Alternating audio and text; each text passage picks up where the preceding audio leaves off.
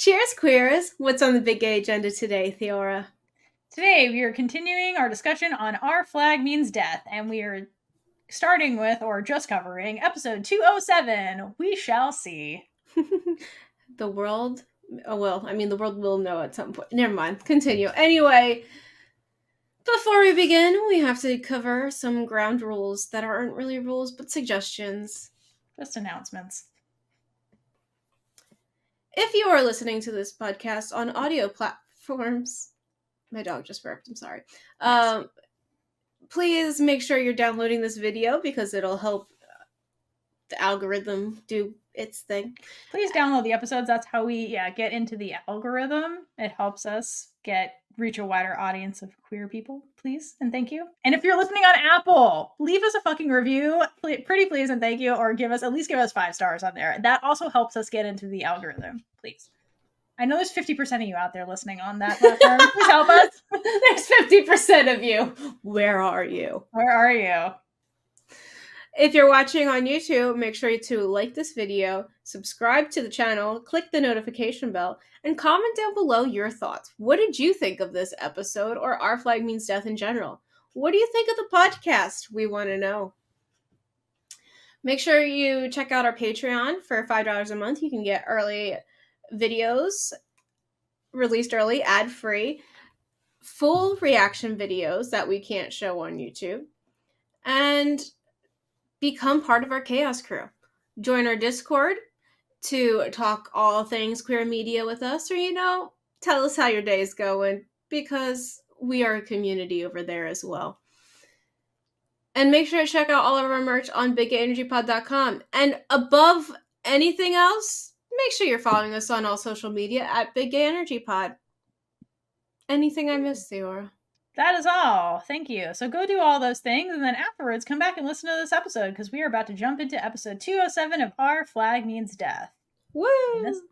And this one opens with Ed in the blue silk robe, which many of you were speculating, how did he have this robe? It's so fancy and shit. It kind of looks like Steed's. How does he still have this? Well, thanks to Gypsy, we got confirmation that Ed did in fact keep this robe as a memento. So it's the one piece of Steed that he held onto after getting rid of all Steed's shit. And so I love that he decided to wear it here after their reunion, union, shall we say. And Taika did keep the robe. Thanks for the tip, Gypsy. We appreciate it. Well, he's wearing the silk robe covered in Steed, shall we say, which is just poetic and lovely. And while he's in that headspace, he's packing up all his leathers along with a cannonball, and he's tossing it overboard as dawn is breaking out across the sky. So this is a new day for Ed. Ed is changing. He's putting Blackbeard and all the trauma behind him, and he's now his own unicorn, thanks to Steed, and he's going forward into what he hopes is a better life.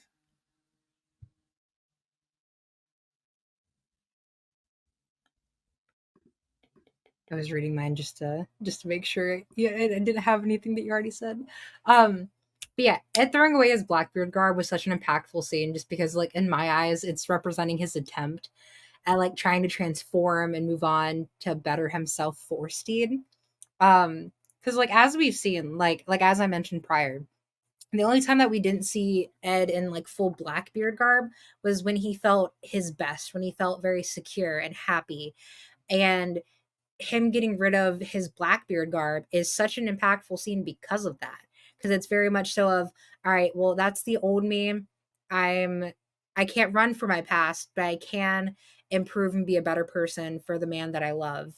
And this is a wonderful way to start that.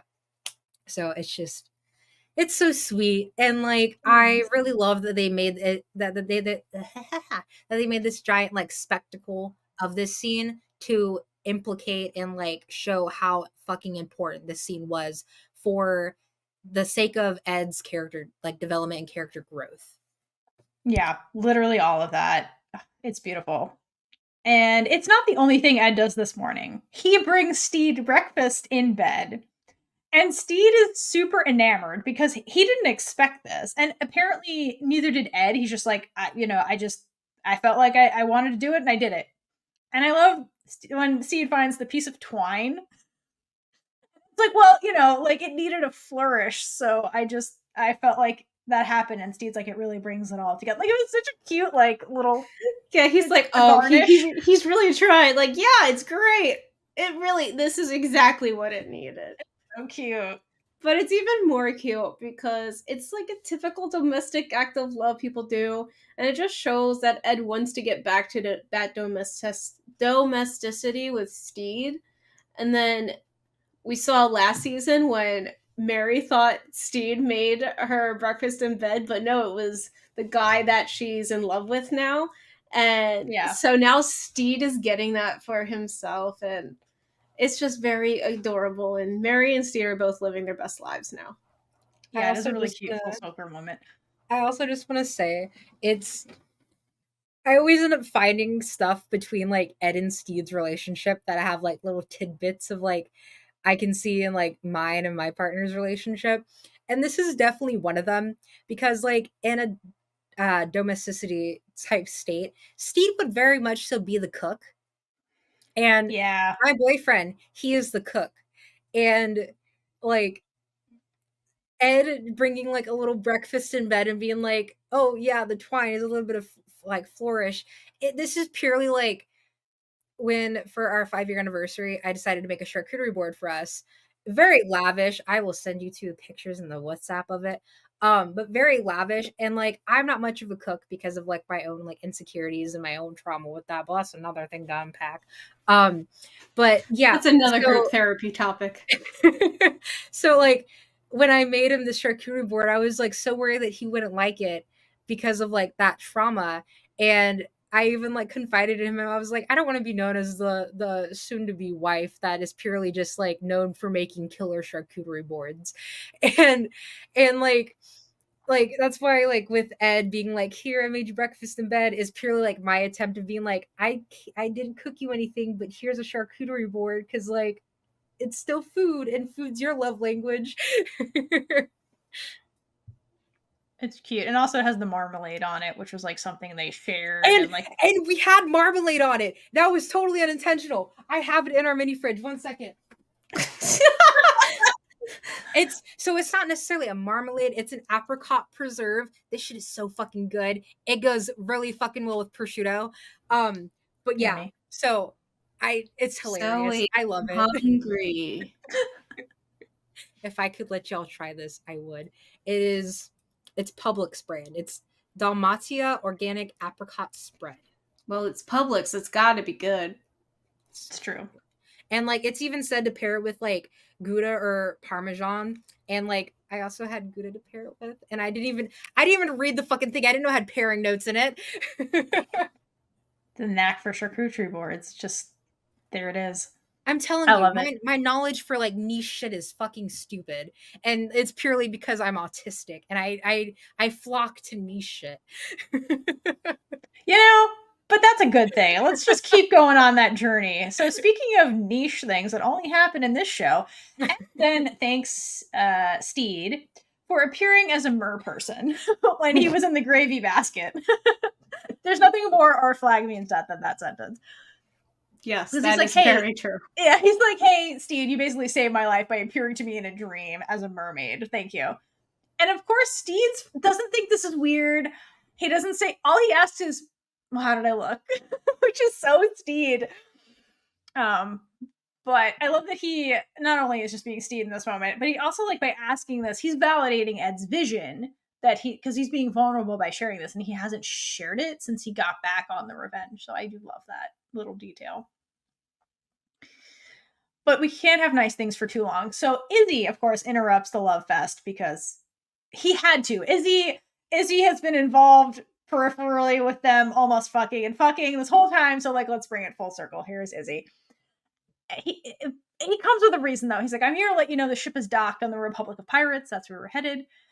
And he's glad that the ship isn't the only thing truly well and docked. And just, first of all, go off, King. That was great. But the growth from Izzy in this moment, who would never have made a joke like that in season 1, and he sincerely calls Steed captain in this scene without any sarcasm.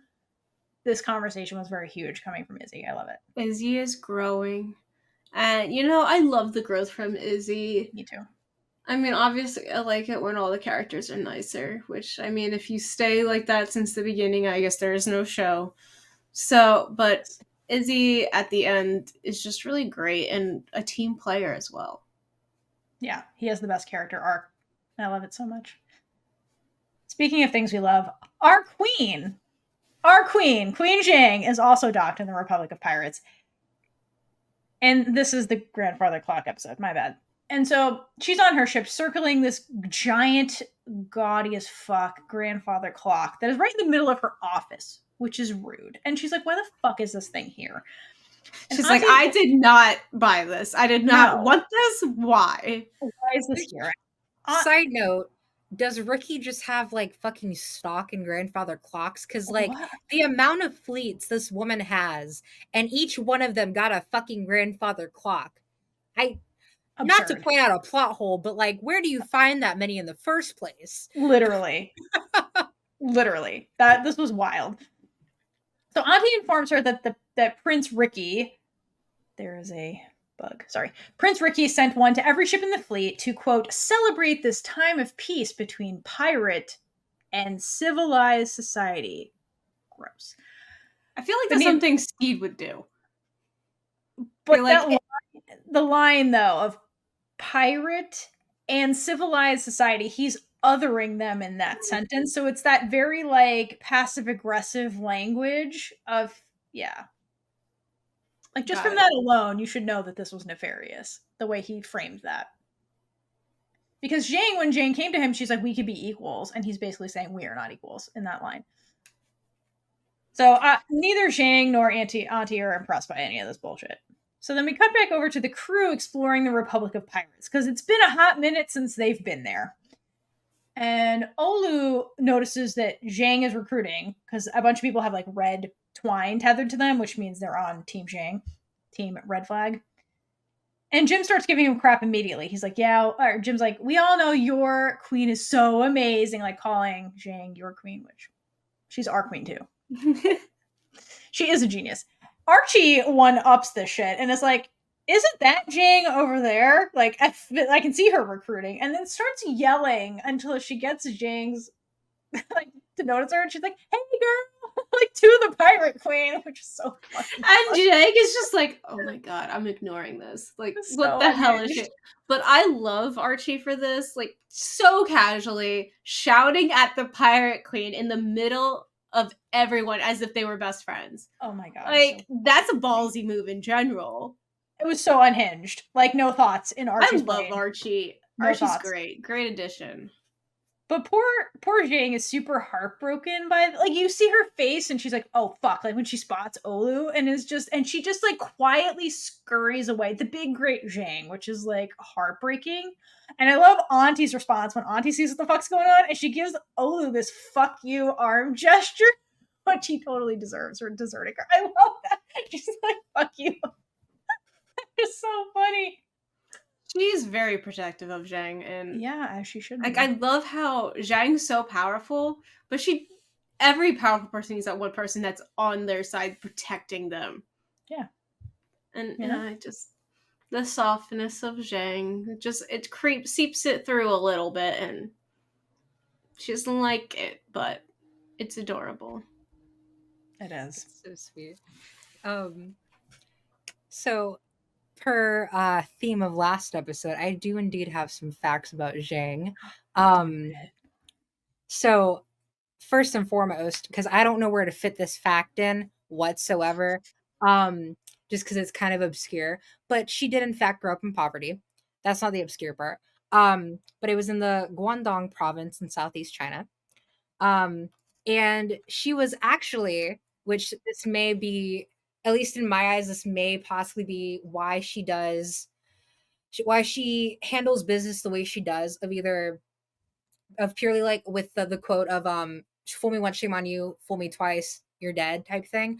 Because she was forced into sex work to supplement the family income. And she was working in a floating brothel known as the Flower Boat in a Cantonese port city. So it's very impactful with what we kind of sense kind of coming up with like it being kind of weird how like Ricky is giving them like grandfather clocks, especially for all of the fleets, with like his already condescending tone of I'm better than you, I don't know why you think I could work with you, but sure, I'll play into it type thing. So like we already sense the betrayal coming up, and having that in mind and knowing how hard she worked for this, because she was only a part for 9 years total. I believe she started commanding the fleets in like the height of it and everything when she was 35. So she was quite young. Here, I actually have that in my notes. Yeah, she was 35 and had 24 ships and 1,433 pirates under her command, and this was at the time of her surrender. And she ended up kind of a happy ending, living a relatively peaceful life as the owner of a notorious gambling house, leaving her pirate legacy to be discovered years later. Yeah, she ended up negotiating the surrender. Like, so the way this all ends basically is piracy comes to end, obviously. And during that time of the like, she negotiated for the release of herself and her crew, basically. And like, she is like, this is, yeah, and that's why this negotiation with Ricky is so like, it's foreshadowing, because like she is actually in the end successful with this negotiation and like gets to live out her life. So like she's trying it here to be like, hey, we could just avoid all this now. But she ends up getting it in the end, which is like just the power of Zheng. Which surprisingly, she wasn't captured by the British. She was captured by the Portuguese. Yeah, that is interesting. So I thought that was kind of like a curveball. Yeah, they were big. It's very big Brit navy. heavy. Yeah, no, it is. But the Portuguese were a huge navy. Yeah, which makes sense why they would want, because like obviously her fleet didn't get destroyed by a fucking grandfather clock or anything like of that sort. So like it makes sense that it was a more realistic approach of, okay, well, we're already a pretty big fleet. We want what you have. You can either surrender or you can die trying. So the silver tongue came in clutch. Yeah, master freaking negotiator. All right. Speaking of pirates, the boyfriends, Ed and Steed, are having lunch at Ed's favorite shack because he's never been stabbed here. So it's a fave. Hotspot. Which is funny. And Steed confesses that he sent those love letters in the bottle. He's like, I wrote you a letter every day. I put it in a bottle and I threw it out to sea, hoping one would get to you. And it's like, that's really interesting that you did that and very ineffective, but very sweet. And while they're having this little moment of vulnerability, 3 scallywags approach. And Ed immediately like, yes, you're here for Blackbeard's signature. Well, like, let me finish eating and then maybe I'll give you an autograph. But really, they're here to see the infamous Steed Bonnet.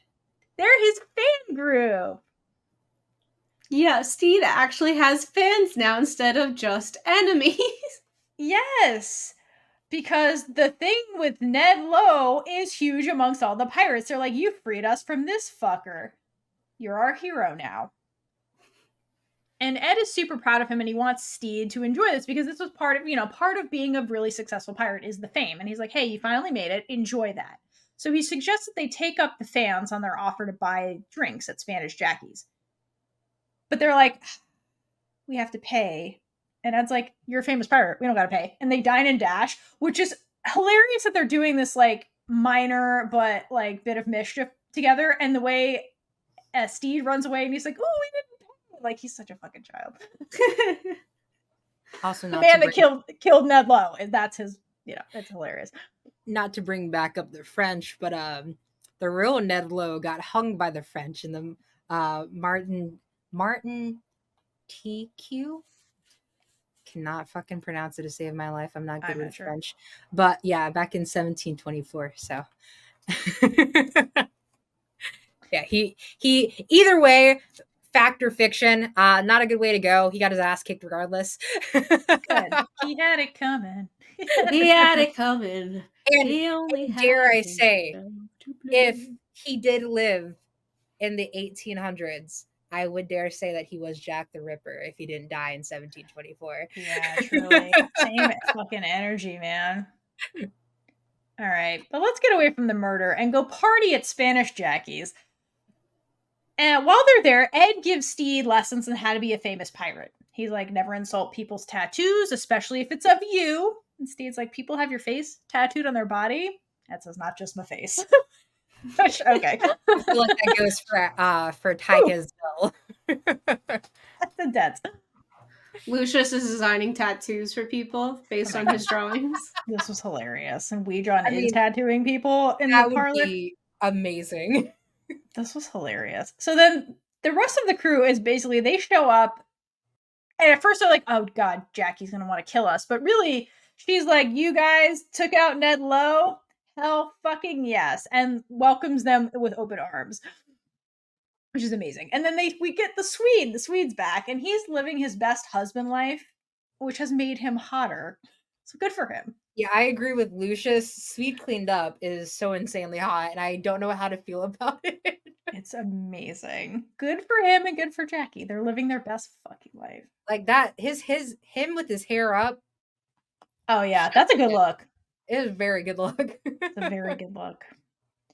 During the scene, Ed and Jackie have a little heart to heart. She notices the quote, dirty orphan clothes that he's wearing because he's not in his leathers and calls him out for going through a quote, what if I was a regular dude phase? And Ed confesses he's like, I don't think this is a phase. Like, he's been thinking about this for a long time and finally has the freedom to explore that. And Jackie's like, does your man know that? Because he's the most famous pirate in the world right now. And he seems to be loving it because they're kind of like watching Steed from kind of across the bar as he's basking in his new pirate fame.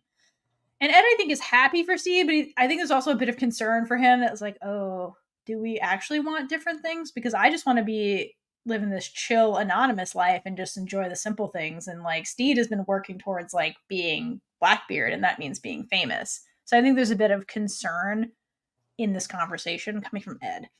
I did catch a nice little parallel. The fact that Steed is essentially acting how Ed acted around Calico Jack. Yeah, a little bit. The Steed version of that, yeah. I think it's just all so new to Steed that he's like, oh, this is nice. But I don't doubt that he would give it up in a second to be with Ed. Because he didn't like the domestic life with Mary because he wasn't in love. But he has talked and acted so domestically with Ed that I don't think he would mind it, because this domestic life would be adventure filled while his domestic life with Mary was just mundane. Yeah, that's I true. think that's It a is good distinction between the two domestic lives. Yeah, that is a really good point. And in this scenario, like Steed knows what it's like to be a pirate versus with Mary, it's like the piracy was the lighthouse, right? Where he's like, that was symbolic of a better life, but he didn't know what it was actually like. And here he is, like, he already has done those things. So maybe perhaps being domestic with Ed, he can be like, I know what that life is like. I've tasted it. I've done it. I won't be sitting here thinking, what if? I already know. So there's more contentment in this situation with Ed too, also.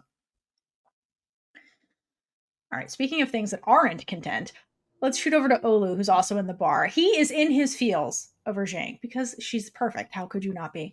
I mean, I know we talk about this all the time, but she is perfect. I love her. She has never done anything wrong in her entire life.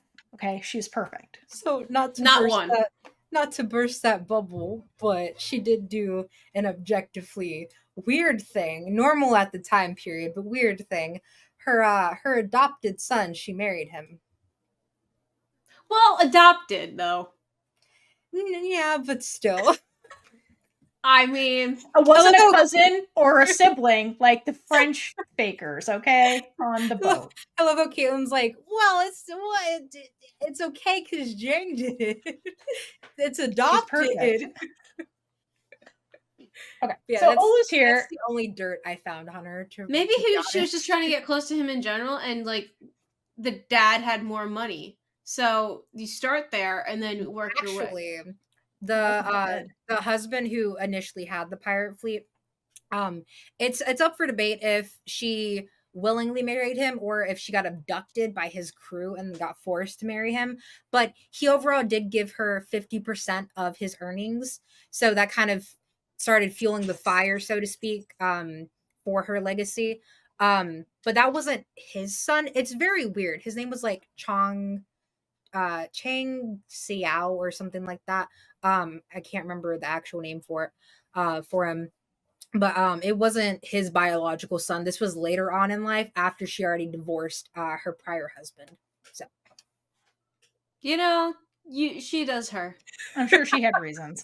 Because she's perfect. She's never done anything wrong in her life. I will stand by that. If as long as it's played by this person, she's done nothing wrong. And Olu knows this. So he's here in his feels and he consults the Swede because he's at the bar and Swede is the bartender. And he's asking him for love advice because, like, look at the Swede. He had a glow up. He's happy. He married a money lady. He's doing well. So they kind of have a conversation where, like, the Swede kind of, like, is, like, giving him advice, which I never saw that coming when, like, the show started, but here we are, and I love this scene. It's so cute. Meanwhile, Jim and Archie are confronting Zheng directly. And the scene is very high school, being like, my friend likes you. Okay, you need to know that, Zheng. It's very cute. they're trying to be the wingman. Yes, no, they're trying to be the wingman, and Jim is also like, I need to clear some shit up with you. Like, yes, we had a thing. We don't have a thing now. He's super into you. I'm into Archie. Right, I've got Archie. But if you guys do get together, you're stuck with us too. Right, exactly. And if you hurt him, it might be a hell of a battle, but I got my teammate with me to kick your ass. Literally. But also, will you talk to him because he really wants to talk to you and he won't shut the fuck up about you? And so Jim is successful in getting Zheng to agree to talk to Olin. Meanwhile, Ed is sulking on the docks and smiling as he's watching some simple fishermen bringing in their haul. Let's call back to Ed's triumph with fishing with Fang. So he's romanticizing fishing hardcore and just thinking about the domestic life. And while he's doing this, Izzy finds him. And they have this really, really sweet, much needed heart to heart where Izzy admits, he's like, I saw you ditch the leathers, like casting off Blackbeard is basically. And he asks Ed, how did that feel? Which, huge. Izzy is like, you know, this is such a huge scene. And Ed admits that it felt great. Like getting rid of Blackbeard, basically. It felt really great and freeing. And Izzy suggests that he listens to that good feeling. And just like, what a 180 from season 1 Izzy, who would have berated Ed for quote killing Blackbeard like that. But here's Unicorn Izzy, who understands Ed the person a lot better and is saying to Ed in this moment, I see you, Ed. It's okay to be Ed. That's kind of what he's telling him by not actually saying those words. And the other thing I want to point out is that Izzy kind of has the personal experience to say these things now to Ed because he just is coming off the cusp of conquering that very struggle. Like, he was forced to ditch the mask of Blackbeard's second in command when Ed chopped off his leg. And he really was the perfect person to reassure Ed that following his heart to live his authentic life is the right thing for him to do. And I just love this scene so much. It's so cute. I think it's important for Ed to get that reinforcement. Like, he needs... Yeah. He had his mom growing up, but once he was on his own, he is the type of person that people aren't going to just talk to him. And for people to tell him that he's good now, he's okay, is just huge for himself. Yeah, it's validating to hear that from Izzy, to be like, follow your heart, it's okay, I see you. Like, that's big. Meanwhile, Steed is off entertaining his fans, and he's explaining that he and Ed, because Blackbeard comes up, and he's like, well, we have a partnership, and we take turns making decisions, and that works for us. And then he very quickly notices that, oh, Ed's not here. So it speaks to how, like, drunk off his fame Steed is, that he didn't, like, who knows how much time has passed, and he's just like, oh, wait, Ed isn't even here. And as Ed predicted in the beginning, he's like, another rule about being famous as a pirate is that somebody's going to want to kill you at some point today. And so a drunkard emerges from the streets, screaming he wants to kill Steed. Then he's like, I want to kill you, and he smashes a bottle of alcohol on his own head. Like, okay, like, what a weird flex. I've done that before. So Steed, who clearly has the brain cell, just flicks a lit cigar onto this man, torching him on the spot. And it's kind of like this God move where Steed's like, I can do no wrong. Cheer with me, fans. Which, like, in of itself is so wild, and it's probably for the best that Ed wasn't there to witness that. Because, like, with that act of just carelessly like flicking the cigar, it's very out of character for Steed. And like Totally. it's very much so like his humanity is slowly starting to slip. Because like we've said, he's drunk off of fame. And being drunk off of fame is a hell of a fucking thing. As we've seen with like Blackbeard in his career and like the crazy shit he's been up to. And I could only imagine what was going through like Steed's crew's head during this entire time, especially witnessing the act of Steed flicking that cigar and inadvertent or not even inadvertently, full on killing that man, signing Yes. his death sentence. Because like that's not Steed. That's Steed No. with too much power cosplaying somebody who he wants to be. Because he's getting a taste of what it's like to be a pirate once again, and it's very addictive to Steed, and he doesn't want that feeling to end. So in a way, he's kind of like addicted to like the dopamine rush and high that it's giving him. And that is such a bad thing to get addicted to, especially for a man like Steed. Yeah, that's why it gave me like, I'm a god. Like, I can do no wrong. I'm above the, which is very not Steed, like you said. I totally agree with Yeah, that. because he's not thinking about the consequences of his No. actions. Nope, not at all. He's just doing and moving on. Which is sad that he doesn't even realize that Ed's not there. Because he's so Exactly. enamored with like everything going on, he is losing sight quite literally of the one that he loves the most. Which again, his humanity is slipping in this whole like I'm holier than thou type arc. Yeah, exactly. So luckily, Steed does find Ed, so we can get a little bit of humanity back into Steed. And Steed is just excited to tell Ed about his big, great day, because he's finally the famous gentleman pirate and he's having so much fun. But as he's trying to like tell Ed about his day, like Steed notices that Ed seems pretty distant. And so Ed like kind of like comes clean where he feels like things are moving way too fast between them. He's like, I wanted us to take things slow. It feels really fast. I don't think I'm ready for this. And upon hearing this, Steed looks crushed, but also like understands. And he says, this can be whatever we want it to be. It doesn't have to be anything that's too much, you know? But then it's kind of like Ed's beating around the bush about what's really bothering him. So he finally gets into the heart of the issue, which is that he feels lost without Blackbeard. Like he's trying to change and be someone new or like come into his own, but he doesn't know what that is or who he is. So he needs to kind of like figure that shit out. And he's scared because it is scary. That's fair because that's been his whole life basically since the Kraken thing. Yeah, exactly. Like, who am I without Blackbeard? And that's the journey Izzy went on. Who am I without the shadow of Blackbeard? And so he's just panicking and he blows up this relationship before it can get any more real and possibly hurt him again because he was just hurt so deeply by Steed on that quote whim where he was being Ed and giving into what felt good and like look how that ended up. So I think he's like starting to get back into the thing of like this feels good. What if it blows up again? How about I just blow it up before it can like hurt me, you know? Because he hasn't really fully healed from Steed abandoning him. And I think Steed, sorry, go ahead. No, you're good. I was just going to say, which is very ironic because that's usually what tends to happen for most people. Not all, I just want to make that very clear.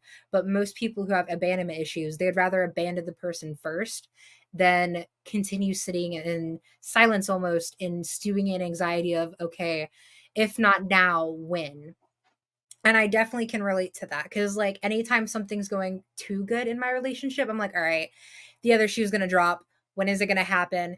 But I'm thankful enough that I've done the work and put in the work and gone on my own healing journey. Not fully there and finished yet, but I am thankful enough to know that I'm not going to personally sabotage my relationship because I know how good it is. And Ed hasn't figured that out yet. So it makes sense that with his abandonment issues and his track record, and unfortunately the damage that Steed's done in the past, his first instinct is, if I leave first, he can't leave me. Yeah, exactly. It all and Steed understands he's being, he's kind of being a coward a little bit by not working this through by framing it basically as like, I want to be a fisherman. And Steve's like, that's not what this is about. And he's like, you're being a coward right now. You're running away from us, basically. But Ed leaves. Meanwhile, we go back to Spanish Jackies where the crew is grifting everybody because they're like, Blackbeard and Gentleman Pirate, let's make a killing. So they're like selling, quote, authentic Blackbeard merch. They're doing steed tattoos, just everything. They're just grifting because that is who they are. I mean, You use know it what? to your advantage. They're Yeah, getting exactly. glory, so Make some money.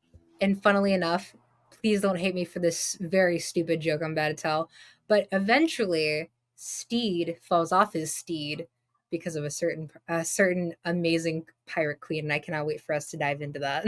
Oh, hell, fuck yes. We're almost there. Before we get to the downfall of Steed, Izzy and Steed have a little heart-to-heart. So Steed is crying to his fans because Ed's not here, and he's like, you guys get me. You love me. And then Izzy shows up, and he's like, get the fuck out of here. I need to talk to this bitch. Because Izzy already knows everything that happened. Both sides. Yeah, he sees all. And I love that Steed thinks Izzy's here to gloat, but he isn't. He's like, listen, I understand now. It took me a long time to see this, but you and Ed are good for each other. You guys balance each other out. And I don't think you should walk away from him and let him blow this up. Like, Ed is a complicated man and is very bad at expressing his feelings. Because remember, he says, like, remember what happened when I told him I love him? That Izzy talking about Steed? And Steed's like, yeah, he shot you. And it's like, yeah. So just, remember his reaction is to lash out, not necessarily talk. So, like, give him some time, Izzy is a gentle beard shipper. Yeah, for sure. He genuinely cares about Ed and wants what's best for him. And I think that Steed understands this about Ed deep down, but it hurts when it happens, right? And I think that having Izzy, of all people, kind of like voice it out loud and tell him it's okay, like just give him some time, like that is very validating for Steed to hear, All right. Then we get to Olu and Zheng finally have the talk. And then we get the famous line we've said many, many times on this podcast, where she says, I have issues with trust. You know the saying, fool me once, shame on me. Fool me twice, I need to end her life. Which is the start of the conversation, and it was fucking hilarious. I love the way she always starts conversations, and Olu's always like, danger, danger. He's like, are you okay? Yeah, and he's like, listen, like, I'm sorry I left, but, like, that was intense where you were trying to kill all my friends, and I love my friends, so that's why I left. And James, her ship's called the Red Flag for a reason. Well, it's a motherfucking parade. It is the red flag. In the conversation, Zheng admits that she misses Olu, aka the break in her day, and then Olu reaches across the table and like grabs her hand, and Zheng giggles like a schoolgirl, and it's just the cutest. I just love them. I love them so much. I love them. Which it's so wild. It's so wild that like we were speculating that like, oh, well, Olu brings out like the inner child out of everyone. And like after doing research on Zheng and figuring out what her upbringing was and what she was forced to do, it's just like, oh, we were right. She needs this. She very much needs this. She needs a non-toxic, non-forced dicking down. Literally. So go off, our queen. You get it. Other thing I love from this conversation is after they talk, they then go to see Jim and Archie, who are high-key embarrassing Olu in front of Zheng, which is just... I love that they're just like, let's tease him immediately. But Olu's there to break the news that he is going to leave the crew and go with Zheng, like, because that's what he wanted to do the first time, but, he loves the crew too, so he's torn. Well, he also had loyalty, but yeah, he's for sure, more loyal too. And I like to speculate the reasoning for Olu's decision to want to be like a full-time crew member of Zheng's ship is not only because the love that he has for her, but for the sheer fact of he doesn't like how Steed is currently acting. Right. And it's purely like I already went through this back when you left us and we had to deal with Ed and his heartbreak and the shit he did to us. I don't want to go through this again. Given it will be different, I don't deserve this. And he knows Zheng will treat him right and will not act like that. So it's definitely like a rock and a hard place for Olu, but he's doing what he thinks is best for his safety and his best interest. Because we know for a fact Archie and Jim have both told the horror stories of what happened on Blackbeard's ship after he abandoned Steed's playthings. So it's definitely, it could most definitely be like coming from a place of like scared and afraid, because again, he most definitely doesn't like how Steed's acting. It's very out of character. He's used to like nice soft golden retriever Steed, and Steed's being a bitch for lack of better words. He's being a dopamine addicted bitch. Yeah, that's true. And also, like, Olu has been like sulking over Zheng the whole time too. So Yeah. like, It's like a hero now type moment. Right, exactly. I'm getting a second chance. Let me take the second chance. I mean, the theme of the episode is follow your feelings. That's the theme of the episode. That's what he's doing. Unfortunately, Steed oversees / puts together what's happening here, and so he confronts Zheng for trying to poach his crew. And Steed is too drunk right now, literally and figuratively, to be having this conversation with Zheng. But here we are. And he is super confident that his crew are loyal to him and would never abandon him. And Olu's like, awkward, but I'm leaving with my lady love. So, you know, you hit the nail on the head there. And Steed's like, two, Olu, you're going to stab me in the back right in front of me? Like, what the fuck, man?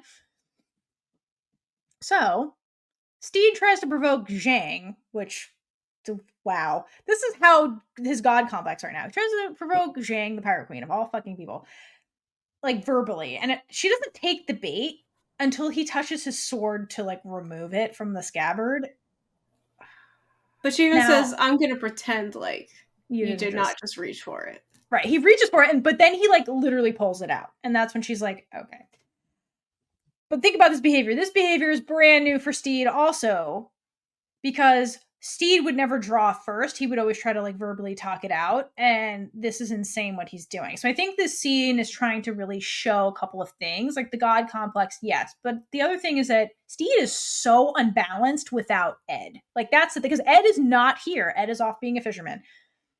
So without Ed, Steed has his head fully in the clouds and is easily swept up in this delusion of grandeur. And I feel like if Ed was here in this bar scene, we never would have gotten to this moment of Steed trying to remove a sword. That never would have happened.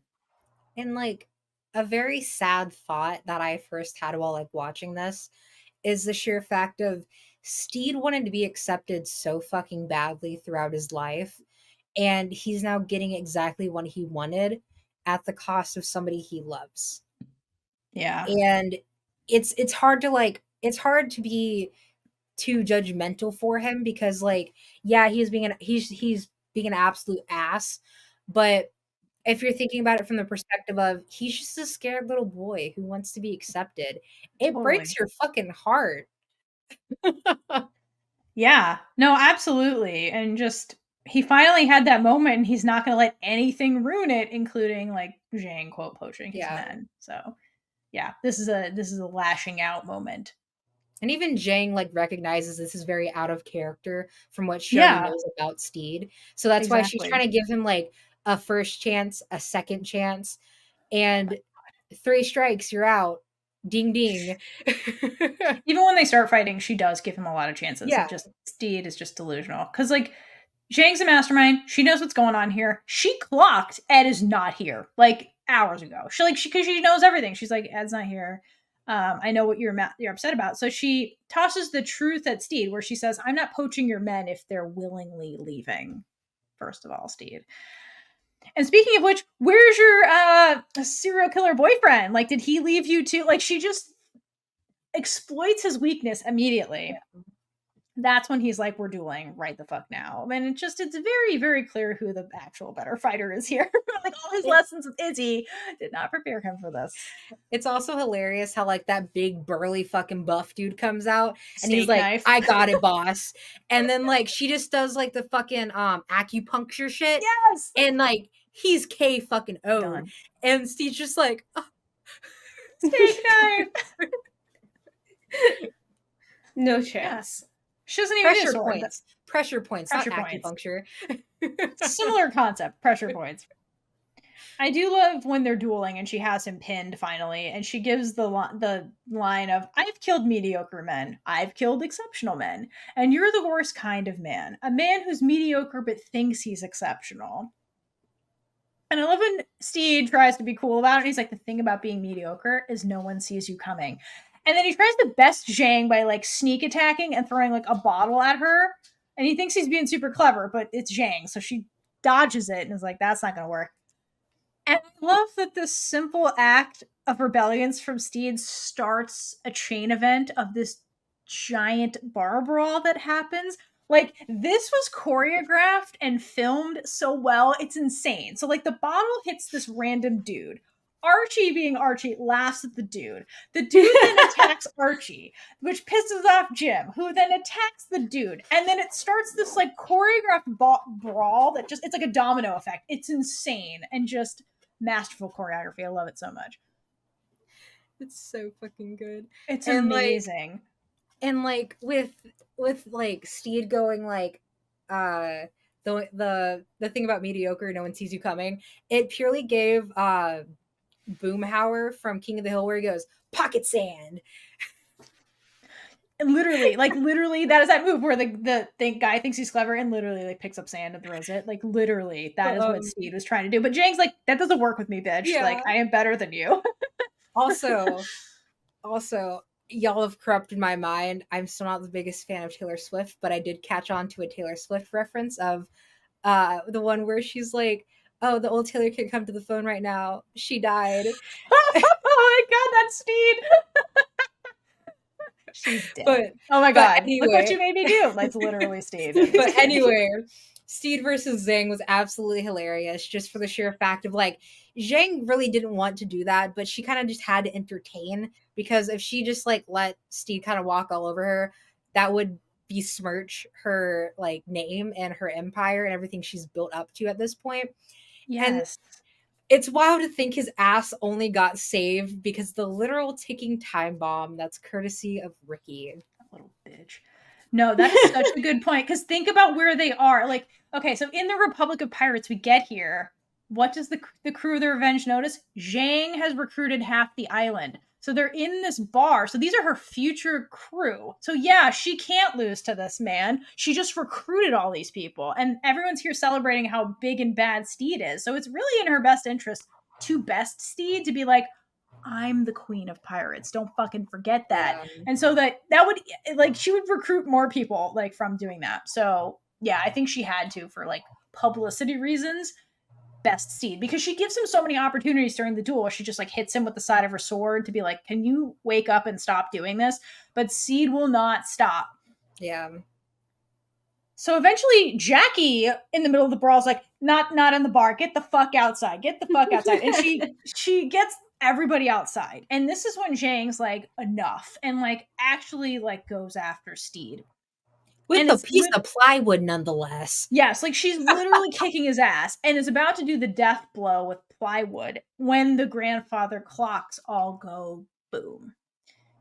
And poor Zheng, this heartbreaking moment where she's like ready to strike, the plank's above her head, and just the entire sea lights up with her ships catching fire. And it's just like, she just watches in horror, just freezes as this starts happening. And Saved by the Bell or whatever, and Steed and his crew literally flees. Jackie's tavern explodes. There's cannonballs flying. It's just pure and utter chaos. And then the writers very rudely cut to black. And like, and that's how it ends. Even without knowing Zhang's background, like historically speaking, it's a very heart-wrenching scene, but like with the added like historical element, knowing her upbringing, like how she met her husband who was in charge of the fleets initially, how she worked her way up, beat the Zheng dynasty, conquered China, like knowing all of that, and then her watching her literal world crumble and explode into tiny little pieces. Like, I just want to know what was like running through her, like her head at that time. Like what, like if it was just like no thoughts to not willing to admit what just happened, or if she realized like the severity of it and like it had a oh shit moment. Like, I want to know what her thought process was when that happened, because it's such an impactful scene to see like such a powerful woman get reduced to fucking nothing. And like, I know for a fact her first thought was most definitely, where's Auntie? Yeah. And also, like, because, like, the other thing about this whole thing is she was blindsided by this. So that's the other thing where she's like, I couldn't have outmaneuvered. I didn't know this was coming. And just like, how is this happening? It was just like shock. Like, is this really happening? Kind of moment. And I think you're right. Once her brain started working, it's where's Auntie was like the second thought after she just was like, this is happening. Oh my God, this is happening. And it just fucking Wow. sucks because like throughout the series or throughout the season rather, she was known as like a master manipulator, good at playing like her chess pieces with the pawns. And to get blindsided to this level, you just know like Ricky had like the most like shit-eating fucking grin on his face because he's like, I've bested her. I will get so much respect because I bested the pirate queen. And little does he know, he's in for a world of fucking hurt. Bitch.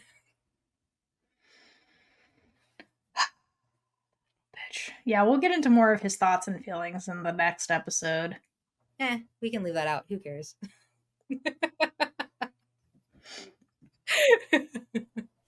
All right. Well, that, I guess we don't have time to get into the last episode. It would be like an hour and 20 minutes. Yeah. A very depressing ending to this episode. I mean, that is the penultimate. It really does set up the finale extremely well, even though it rudely cut to black. So that was episode 207. If you guys have any thoughts, please let us know in the comments, at social media, Discord, all the places Kaitlynn directed to you in the beginning of this episode. Today marks the end of a long voyage of us covering Our Flag Means Death, because we are going to wrap things up by talking about the very last episode, 208, and speculate on what could season 3 have been if we had gotten everything we wanted and had the actual season 3 we were supposed to have. So, not bitter at all. But I think it's time we get into the last episode of Our Flag Means Death. Let's do it. Season 2, episode 8, Mateys for Life. Is that actually the title? No, or that's is that what the I'm title gonna of our title this episode. I had a feeling. That's why that is the title of this video. I have no idea what this episode is actually called. Anyway. I think it's Merman or something. Oh yeah, I was really confused why the last episode was called that and not the one where he's actually a merman. Who knows? Anyway. Looney Tunes. Anyway, this episode starts with Ed. I was like Steed, Ed, every single Ed, time. It's never gonna change.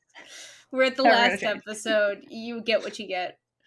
Ed is in a little rowboat, and he has this inner monologue, and he says, for the first time in my life, I am truly and fully present. And just this whole scene seems so serene, and he's so peaceful. This is definitely not a pirate's life. But that is short-lived, because the father and son he was mooching off of vote him off the island because he is a terrible fisherman. I mean, yeah, he's not a fisherman. So, like, okay, so first of all, I love how when this opens, he's trying to be all profound in his inner monologue, and he's like waxing poetic about fish scales and just every blade of grass, and I'm just like a wave, and it quickly gets derailed because he trips over his own inner monologue as he keeps going, because like he doesn't know what the hell he's doing. Like he doesn't know why he's there. He's just trying to indulge himself on living, quote, the simple life, and he doesn't even know what that really means, to be quite honest with you. And I love when he gets called out by the father and son, where the pop-up's like, you said you could fish, and Ed's like, I said I caught a fish once. He is so proud of that fish that he caught. I just love how like the entire time Ed just keeps calling him Pop Pop, and like you can like see like the dad just getting more and more pissed off with like every additional Pop Pop. And just the fact that like the dad just hates Ed for being useless and like not actually a fisherman. It was a pretty interesting concept to add when like he already has pre-established daddy issues. Oh my god. Yeah, exactly. That's why it's so funny. He's like trying to find a surrogate father, but also like live the life he always wanted. The thing I love too is that they call him out for not actually working because he's too busy having these deep thoughts about the simple life. And what's funny about that is that that's kind of what he's already used to, because as pirate captain, most of the time he's just like on the ship letting the crew do all the work, you know? So he's not somebody who normally does manual labor. So that is his like normal. He's just trying to like do that in the fisherman life, and they're like, no, the fisherman life is you need to be working constantly. That's how we eat and survive. So he's like, You're supposed to actually catch the fish. Yeah. The one fish doesn't help us now.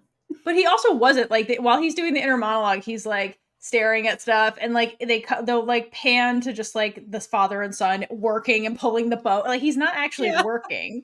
Like that's the thing. And they're like, what the hell, man? Like you're just dead weight. And so I love the parting words from Pop-Up when Ed is cast out into the dinghy, and he's just like, if you were ever good at anything, go do that, you bum. Because he is. He's just like mooching off them. Yeah. Is Ed, that only works when you are in charge of the people working for you, not when other people are in charge of you. Right, exactly. Okay, so from here, the English take over the Republic of Pirates, and everyone is miserable. Everyone. Yeah, the English soldiers basically took over the bar, and they're like toasting to their own victory, and they're singing this victory song and mention like we'll never be slaves, which was really gross, as they like were actively enslaving all of the pirates, which was super fucked up. Yeah, like ew, English. You guys are not the good guys. And I like, while the part I like is while that's happening, they then Cameron then pans to Spanish Jackie, who's not happy that this is going on in her bar, and she's waiting for Roach to hand her like a bowl of soup or something. And there's this quick moment of Roach just like staring daggers at all these people, and then like he's smoking a cigarette, and he like very quickly like flicks the ashes into the food before he hands it to Jackie. It was so funny. Chef's kiss. Good job, Roach. Because even Spanish Jackie is miserable, being tortured by Nose Dude, who I found out his name is Ricky, because I just didn't bother to learn his name this whole time, okay? He's Nose Dude. That's all I know about him. Yeah, so minor Prince Ricky is like gloating to Jackie, because he's like, because Jackie's the one that took his nose. And he's like, thanks for, being the start of my villain origin story, Jackie. And even here, like, it's really annoying how privileged this man is. And like later, Izzy calls him out on this because he is. And it's like, here's the deal. Because the reason we're in this situation is because he did come to Jackie many episodes ago off screen. And if Jackie had just given him what he wanted back then and made him feel like a quote real pirate, none of this would have happened. The reason we're in this situation is because he was a rich toddler throwing a temper tantrum, and he's like, you guys shamed me and tried to take away my dream. And so he comes back to seek revenge. And because he has all this wealth and money and influence in the British Navy, I guess, here we are. Like the tides turned very quickly when he like turned his like spoiled brat eyes on the Republic of Pirates versus like, I just want to be the best pirate ever. And they're like, yeah, no. And then he's like, So it's really annoying. And then he like power trips again by like being like, hey, Jackie, maybe fish my nose out of the jar. Why don't you? Like, he's so annoying. Which I could only imagine like the sensory aspects of that. She's a real one for doing that, because I could never. It was just I would just shove his head in the jar. I would have just picked it up and smashed it, and then sorted it out that way instead of reaching my hand, because just I know, but Jackie loves that nose jar. So even like when we're leading up to that, she's still like, don't spill anything out of the nose jar. Like, but it is disgusting. She's proud of her noses. She is proud of her noses. She's got quite the collection. And the other thing that's despicable that Ricky does is it's smart, but it's despicable. He's using the Swede as the poison taster because he's a little bitch. Yeah, it's not going well. It doesn't usually when the English are involved, right? Absolutely not.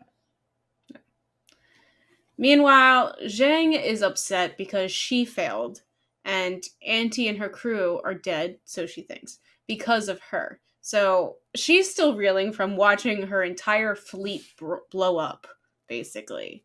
And Steed is with her and just trying to help her through it, but she's not having it. Like, she doesn't want Steed's preschool teacher lessons right now. Yeah, I think the thing that sums it up nicely is when she expresses that she feels like a failure. And basically, because Steed's like, come on, we got to keep going. She's like, what's the point? I failed. And Steed says, I've been a failure my whole life. It's not so bad once you get used to it. Which is such a Steed line. But for Zheng doesn't lead a life where failure is an option. Like, think about it. She was a woman that, like, is, like, the most successful pirate of all time. Like, there's no room for failure when you're, like, trying to conquer a man's world. And, like, Zoe's talked about Zheng's life before piracy and stuff. And, like, yeah, failure was never an option for her. Yeah.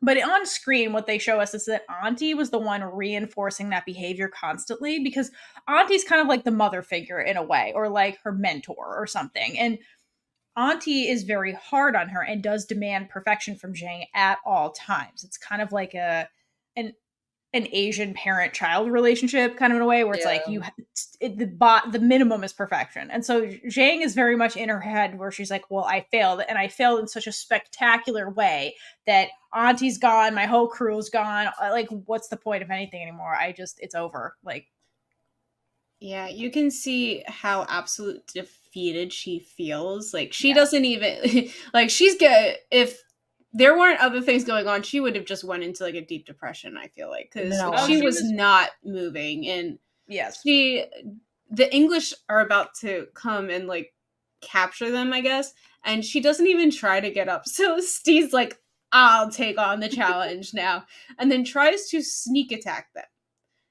And then, of course, being Steed, you know, he needs saving by Zheng, and she has to end up saving him. So she's like, I gotta save this fool. Like, I can't just let him die. So here, boom. All right, you're good. Yeah. And I think part of it is that Zheng feels reckless in a way. It like is feeling like in a reckless mood because she has nothing, therefore has in her mind, and therefore has nothing left to lose.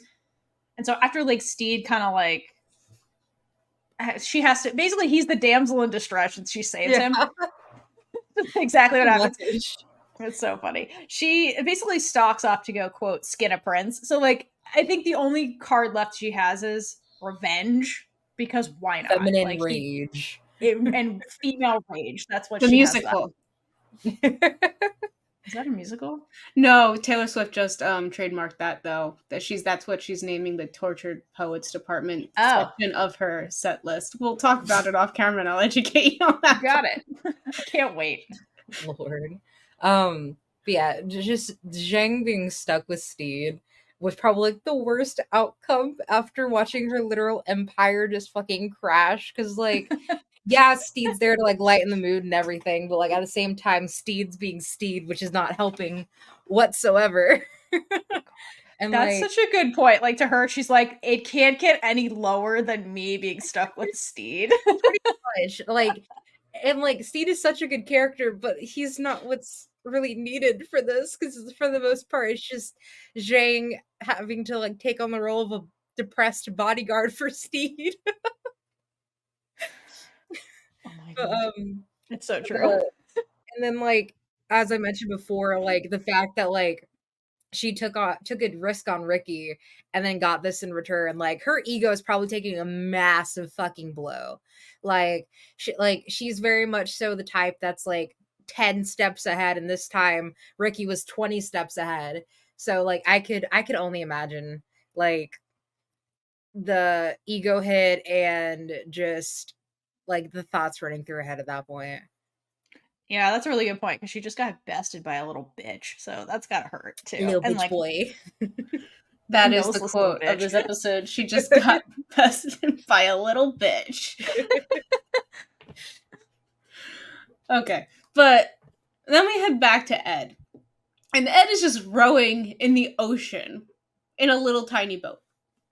Mm-hmm. And he finds the wrecked ships in the middle of the ocean. Because of course he does. He can find anything except when he really needs to find Steed and, you know,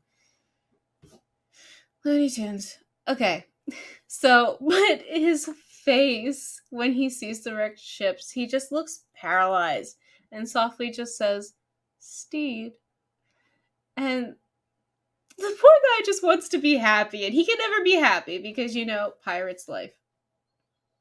Yeah, but I mean, if you think about the way things ended, it's like him and Steed ended with exchanging angry words, and he just ditched Steed and got in the dinghy with the Pop and the boy, and then went away, and now it is back, and everything's on fire, and all the pirates are dead. So he's like, oh, fuck.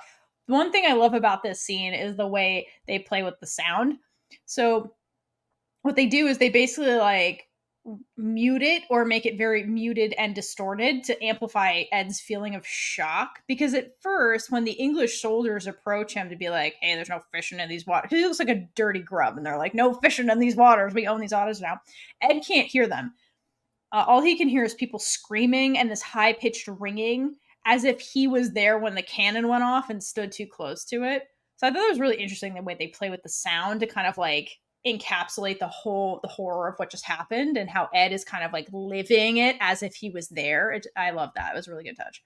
Then I feel like it was like kind of trauma from the past as well, since he's probably seen that happen quite a bit. Absolutely. Oh, so 100%. he's just like, I've seen this film before. But And now, unlike Yeah. before, he had somebody he loved in that situation. Yeah. He liked the ending before, but now he doesn't. Yeah, he didn't give a fuck about the ending before. Now he's like, oh, this is bad. Oh, okay. So for some reason, all I think of is one of these Englishmen look like Lucius to me. So like, yeah, I don't know why. Yes. Yeah.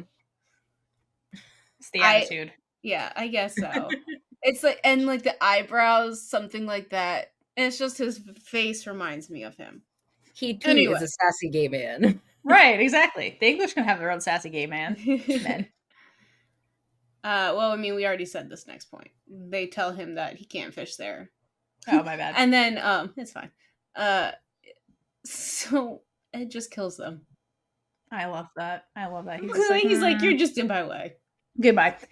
And then Ed hears those wise words from Pop when he was getting voted off the island, which is, if you were ever good at anything, go do that, you bum. So Ed says to himself, okay, Pop, have it your way. Almost like he's saying, you want me to be bad, Dad? I'll be the baddest bitch you've ever seen. Because he was trying to be, in his mind, trying to be good and live the simple life and like get the approval of his pseudo father figure. The father figure is like, get the fuck out of here and go do what you were doing before you got here. And he's like, fine, I guess I just have to be bad. That's just who I am. Fuck you, Dad. I'll be the best at being bad, basically. And I just love like the whole like essentially like montage of not only Ed returning to the chaos that was probably the last thing he expected to return to, and then the fact that he had no other thoughts than Steed's well-being is just like so heartwarming. And then it evolved to, then like the evolved form of Blackbeard, if you will, comes out and he just goes on a rampage filled with rage, thinking Steed's possibly dead. And all I could think of is John Wick when his dog dies. You know, it's the same energy. Like he doesn't know that Steed is dead, but if he is, it won't be for naught. All of England's gonna burn. It's Schrodinger's Steed. Is he dead? Is he not dead? It doesn't matter. Rage. So okay, we have two characters who are just filled with rage, like Zheng and Ed / Blackbeard. I think it's time to cue the eerie music. Dun, dun, dun. Someone walks out of the ocean. I assume it's Ed. Yes, it is Ed. Basically, so Ed, when he was thinking, okay, Pop, I'll go back to what I was doing because I did it so well, he goes back and retrieves the letters from his leather outfit from the ocean, and it magically fits. And Steed's leathers, because it magically fits, because Looney Tunes. So then he emerges from the sea in his Blackbeard leathers. And this is probably one of my favorite moments of the episode, because in this moment, like, you don't really see Ed directly. Like, you see his reflection in the water as he's emerging from the ocean. and you'd expect this to be the heralding of the return of Blackbeard, but it's not. It's almost more like an announcement of Ed's rebirth. Like he's blessed by the sea, if you will. Like he looks like Blackbeard, but he doesn't act like Blackbeard. The entire time, ever since he emerges from the water, he's very much unabashedly Ed this entire time. And when he goes on his rampage, like Zoey was saying, that's Ed doing it, not Blackbeard. And so I love this because it's like Ed is, if you think about Ed, he's both an experienced pirate captain and a man that's like longing to just enjoy his life. So it's this, and that's who like kind of emerges, and that's who we see kind of the rest of the show, which is a huge moment from Ed, because he's been on this journey of just like, who am I? Who is Ed? And like, here it is. It all culminated in this moment. Here is the emergence of Ed 2.0, the Ed that he's been searching for this whole time. He's finally like complete and can just be Ed now. And it's a great moment. It's almost as if he went to therapy. He should still almost. Anyway, so we go back to Nose Dude Ricky, and he has the entire crew captured and waiting to be hung. But he does take Izzy to get a drink because Izzy.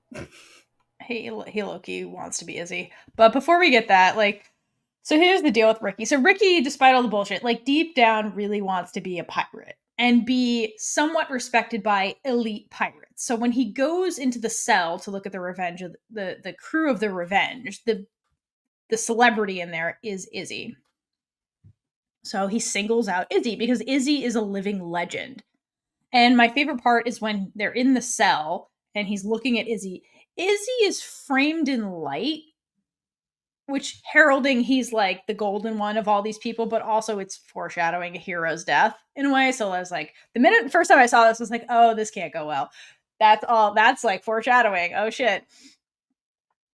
So anyway, so of course Ricky talks to Izzy like one-on-one because he's trying to gain the respect for how he was so ruthless and successful in just destroying this the Republic of Pirates. But Izzy is less than impressed by this. And I also I want to, before we leave the cell, moment of appreciation for Izzy's sick burn when he's like, who are you? He's like, are you Pinocchio? Two things I want to say about this. Number one, everybody in the room laughs. And the only reason they're laughing is because Steed told the story of Pinocchio. So they all know this joke because of Steed. So good job, Steed.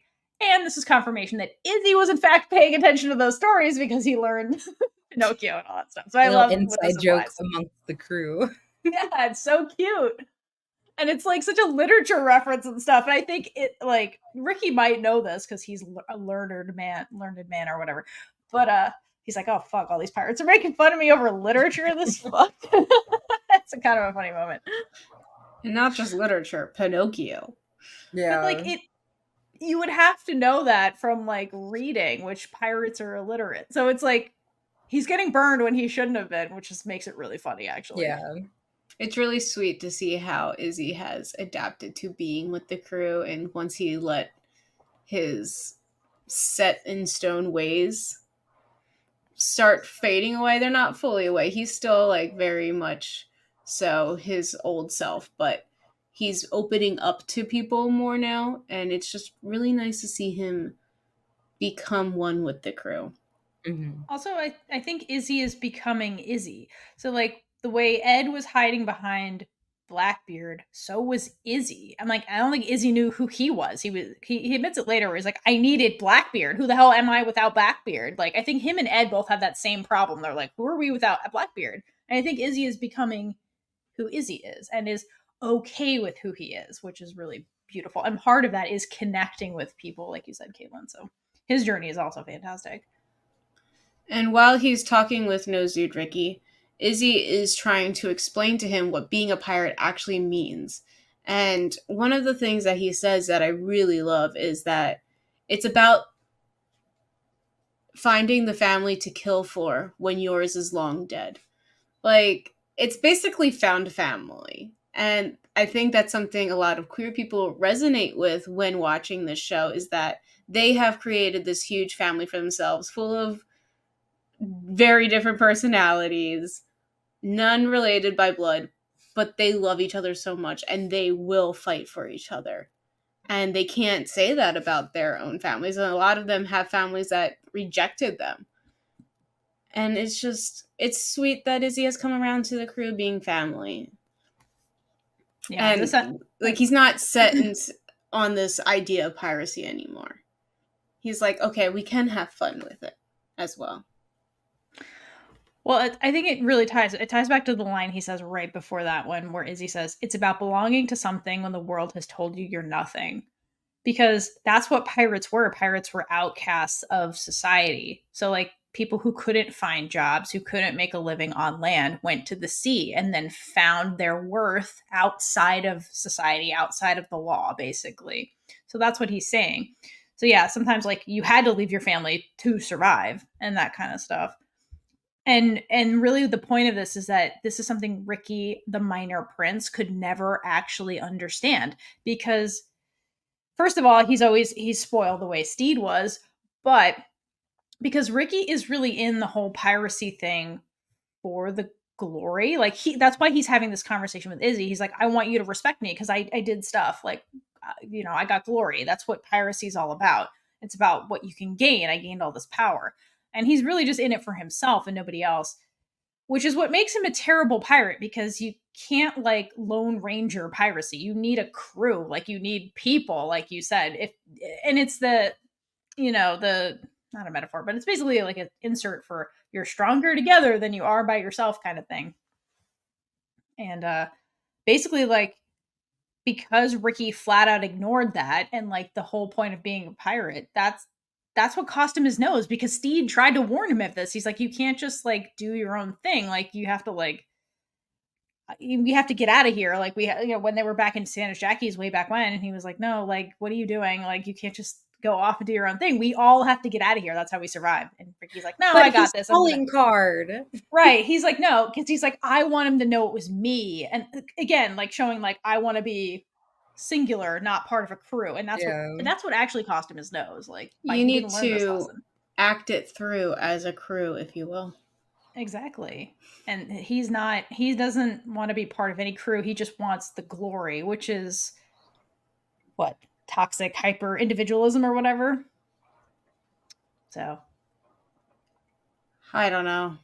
Nose dude, Ricky, you're messing up somewhere. You gotta have those people behind you. It's not always holding you back. Sometimes it is if you're not in the right crew, but you gotta find your people. They're out there. Yeah, that's not his jam though. And then this conversation, like, they conclude their conversation in a later scene, but I'm going to put it here, where Ricky claims that he is the ultimate pirate because he destroyed the Republic of Pirates. And Izzy basically tells him off, which Ricky doesn't like, because he wants the validation from Izzy, from a legitimate legend pirate. He wants the validation, and Izzy denies him of that.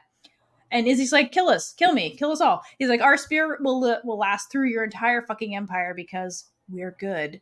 And you're a rancid syphilitic cunt, which is funny because it's true. That's such a good line.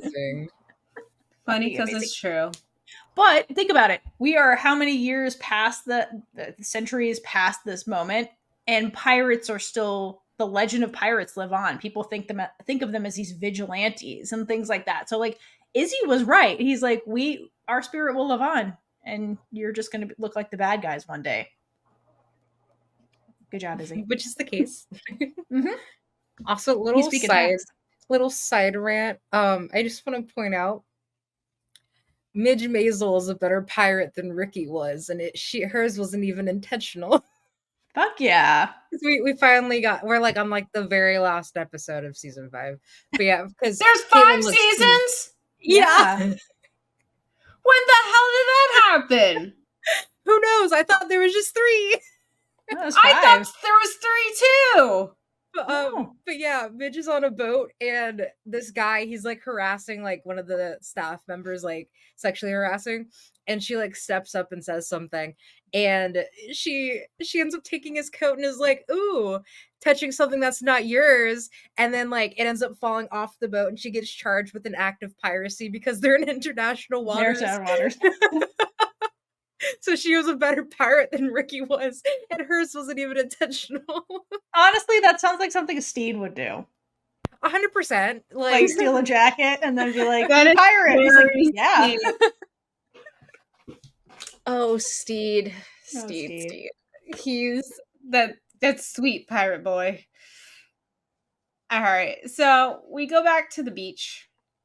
And yes, it was Blackbeard in the water. And he finds more Englishmen who has a letter that Steed threw into the water. And I believe they're like making fun of the letter. They're reading it. They're like, oh, some dude named Steed wrote this love letter to Ed. Which, what a bunch of queeros. So funny. You know, these letters are adorable. And so Ed gets a hold of this letter. And then I love that he screams, "You wrote me a lovely letter," into nothing. And Steed definitely heard it. Because, like, at this point, he still thinks he's dead. So he's just in the atmosphere. Yeah. Sure, yeah. In his mind. Yes. His spidey senses are tingling.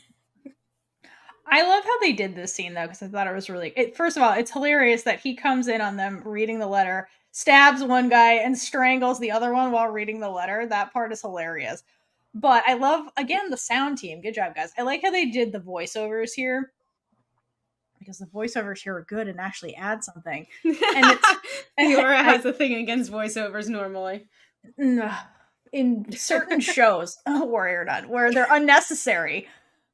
Anyway, this was necessary and great. And so it starts with Steed. So we get like flashbacks of Steed writing the letter before he puts it in the bottle. And so Steed starts the voiceover, reading what he wrote.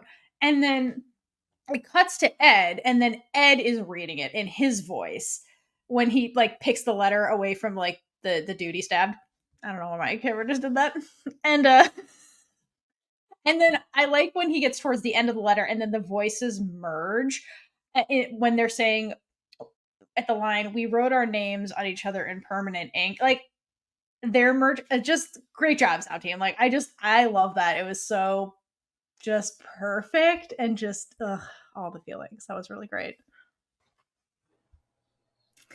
I feel like your voiceovers are the equivalent to my crossfades. That's just what I'm getting out of this. No, like when they're used yeah, exactly. I guess they are when they're used properly, but Warrior would do stupid shit where like the character is talking and then suddenly we have like a voiceover and it's like, this is unnecessary. Doesn't Twilight do that as well? I believe so, yeah. Twilight did a lot. Again, they're trying to adapt a novel that's first person from Bella's point of view. And then like they're like, oh, well, you lose their inner monologues. It's like, yes, that's what happens when you adapt it. You don't always need to put it into the film. You're just dumb. Anyway. Oh, we can rant about that another day. I'm sure we can get a book episode out of that. Yeah. And here, the voiceovers, beautiful. And to think it would have never happened if 9/11 didn't happen and Gerard Way went to a depression. Well, that's exactly that's actually what happened. Like it was based off of like a little Wattpad fanfic and everything. I'm not fucking with you. I'm being I don't understand what we're talking about right now. Gerard Way Gerard Way is lead singer of My Chemical Romance, and Stephanie Myers saw like a little Wattpad fanfic, and that's how that's why it's so unserious the entire time, even though they try to make it. All right, so we head back to Steed and Zheng, which is always a great time with the two of them. Absolutely. And they're still on their own little adventure. Steed is telling her that she can't do everything on her own and she needs help, to which she tells him that he is no help. And she's not wrong. No, she's never wrong. She's never been wrong a day in her life. Yes. Ricky. Yeah, I was about to say besides with Ricky. Shh, we don't talk about that. I like before that when Ricky. No. I like before that when Jay, when he's like, you need help, and she's like, I don't need your help. I can I can die all on my own, Steed. I love when she says that because, like, again, she has such low self-esteem right now and just needs a hug, just not from Steed. Because it's weird when he tries to comfort her. Zheng's like, anybody but you right now. Literally anybody but you. Like, she's just hug. His face is pissing her off right now. Yeah, it is. She's like, I'll hug a fucking tree, man, before I hug you. Facts. I wonder if maybe she kind of wishes like she was more like him in like the beginning. Not like him. I'm trying to figure out the right way to say this. Like maybe if she had more fun with things would be better. Yeah. I mean, if her life wasn't so fucking hard. Yeah, like maybe like part of it, maybe slight jealousy from her end, but I mean, like, she's also a badass and has people bending at her will. Anyway, there's no time to argue, though, because the English come running after him. And fortunately, randomly, who knew this was going to happen, their fight ends up being at the same place where Ed is fighting his group of English. And they finally get their beach run love scene where Ed confesses his love. Oh my god. The parallels to Steed's dream that start off the season. Great job. I love this bookend. It is freaking perfect. Theora loves parallels. Love it. Well, this is also a bookend. This is a great bookend. And I love when Zheng plays Wing Woman during the fight when Steed's sword is stuck in some dude and he sees Ed and they're like screaming at each other and she's like, just go. And she like kicks the dude loose so like Steed's sword can go free so he can go make out with Ed. I love that she's Wing Woman in the fight. It's just, Zheng is a legend. She's like, he's not going to focus unless he does this. So just go do your thing real quick, but come back. And then can we all appreciate the Empire Strikes Back moment when Ed tells Steed he loves him and Steed says, I know that. It's a Han Solo and Leia moment. I love it. I don't know what you're talking about. So yeah, I've sure. showed this to you before. You did? Yes. I don't remember it. It was when we were filming something else that I can't remember right now, but I think it was Heartstopper, actually. Oh, I vaguely remember that then. This moment is classic. So I love to do that because their love is classic. Love it. Okay, so they're too busy, reuniting and being lovey. So Zheng is like, hey dudes, you gonna help over here? And Steed is just proving that he is no help to her, at least at that moment. But like really any of these moments he has been zero help to Zheng. No, not at all. And moment of appreciation for Zheng single-handedly holding off like 20 dudes. Yeah, there's a reason she conquered China. For real. 20 dudes. But I love when she's screaming. She's like, guys! And it's like warding off all these men. It's hilarious. Oh my god. And then obviously they win the fight because Looney Tunes, but also they're great. And so I love when the three of them are sitting on the beach like debriefing, celebrating the fight. And Zheng clearly respects Ed. And she's like, when you did that flip, man, that was badass. Like, they're like, you're badass. No, you're badass. And then Steed tries to chime in and he's like, I did cool stuff too. And Zheng totally ignores him, but Ed's like, yeah, babe, you did great. It's so funny. I love that scene. But also because he did get the glory after the Ned Lowe stuff, and now he's like, but I'm still doing well, right? Like, I was doing well. I'm still like that, right? I'm still alive. That should count.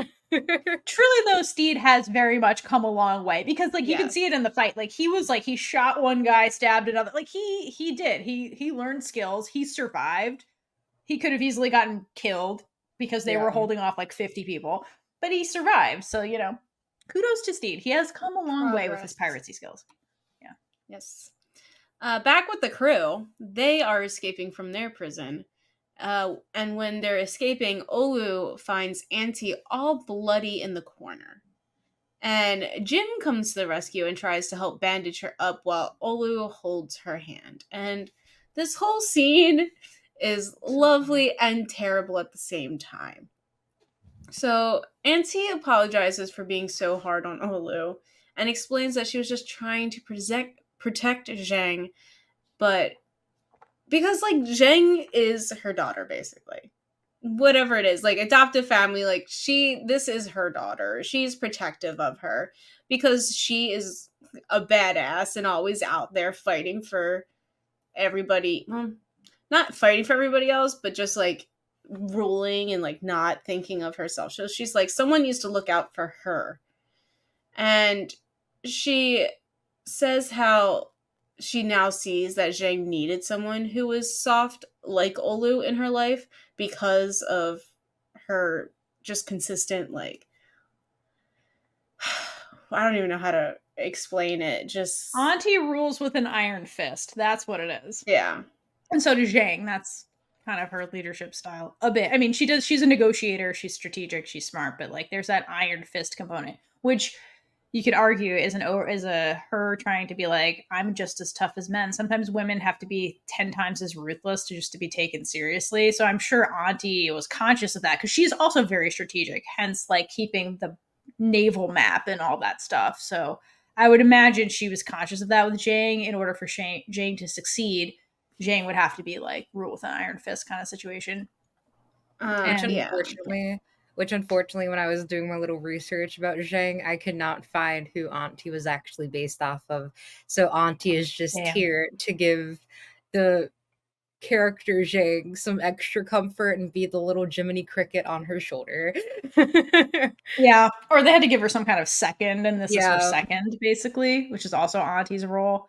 I love the line, though, when she's talking to Olu, and she says, men have cost her, meaning Zheng, too much. But you are not a man. You're soft. His face when he's like, I get thanks. I get so funny. Because I would imagine that like men would, men of her standing, like of like another pirate would A, view her as threatening, or B, like not take her seriously. And be like, oh, I can just take all of her stuff and shit. All I have to do is like kill her, take advantage of her, subjugate her, or whatever. So I think for Auntie's like, yeah, if she's going to be with anybody, it needs to be somebody who's like beneath her that isn't going to like try and overpower her and shit so Zheng can shine all on her own. So she's like, you're kind of perfect for that. Olu's like, I'm hearing compliments, but I'm hearing backhanded compliments. Yeah. I don't know how to feel about this. You're giving me your approval, which is good. This feels weird. Poor Olu. It was hilarious. But Olu is really good at supporting people. Like absolutely. He isn't after power. He's just there to support the people in his life. And absolutely. We all need someone like that in our lives. Agreed. But they do need support themselves as well. So it's a give and take. Just thought I'd add that. No. Okay. So once they defeat their own group of people, Steed, Izzy, right? Yeah. And Zheng head back to Spanish Jackies to confront the English army. But when they get there... No. That's Steed, Ed, and Zheng. I don't know. That's what I thought. I was like... Yeah. I was like, I feel like this is wrong, but this is what I wrote, so this is what I'm going with. Say it with confidence. Yeah. Izzy's there, so... Izzy's there, and so is everybody in the bar.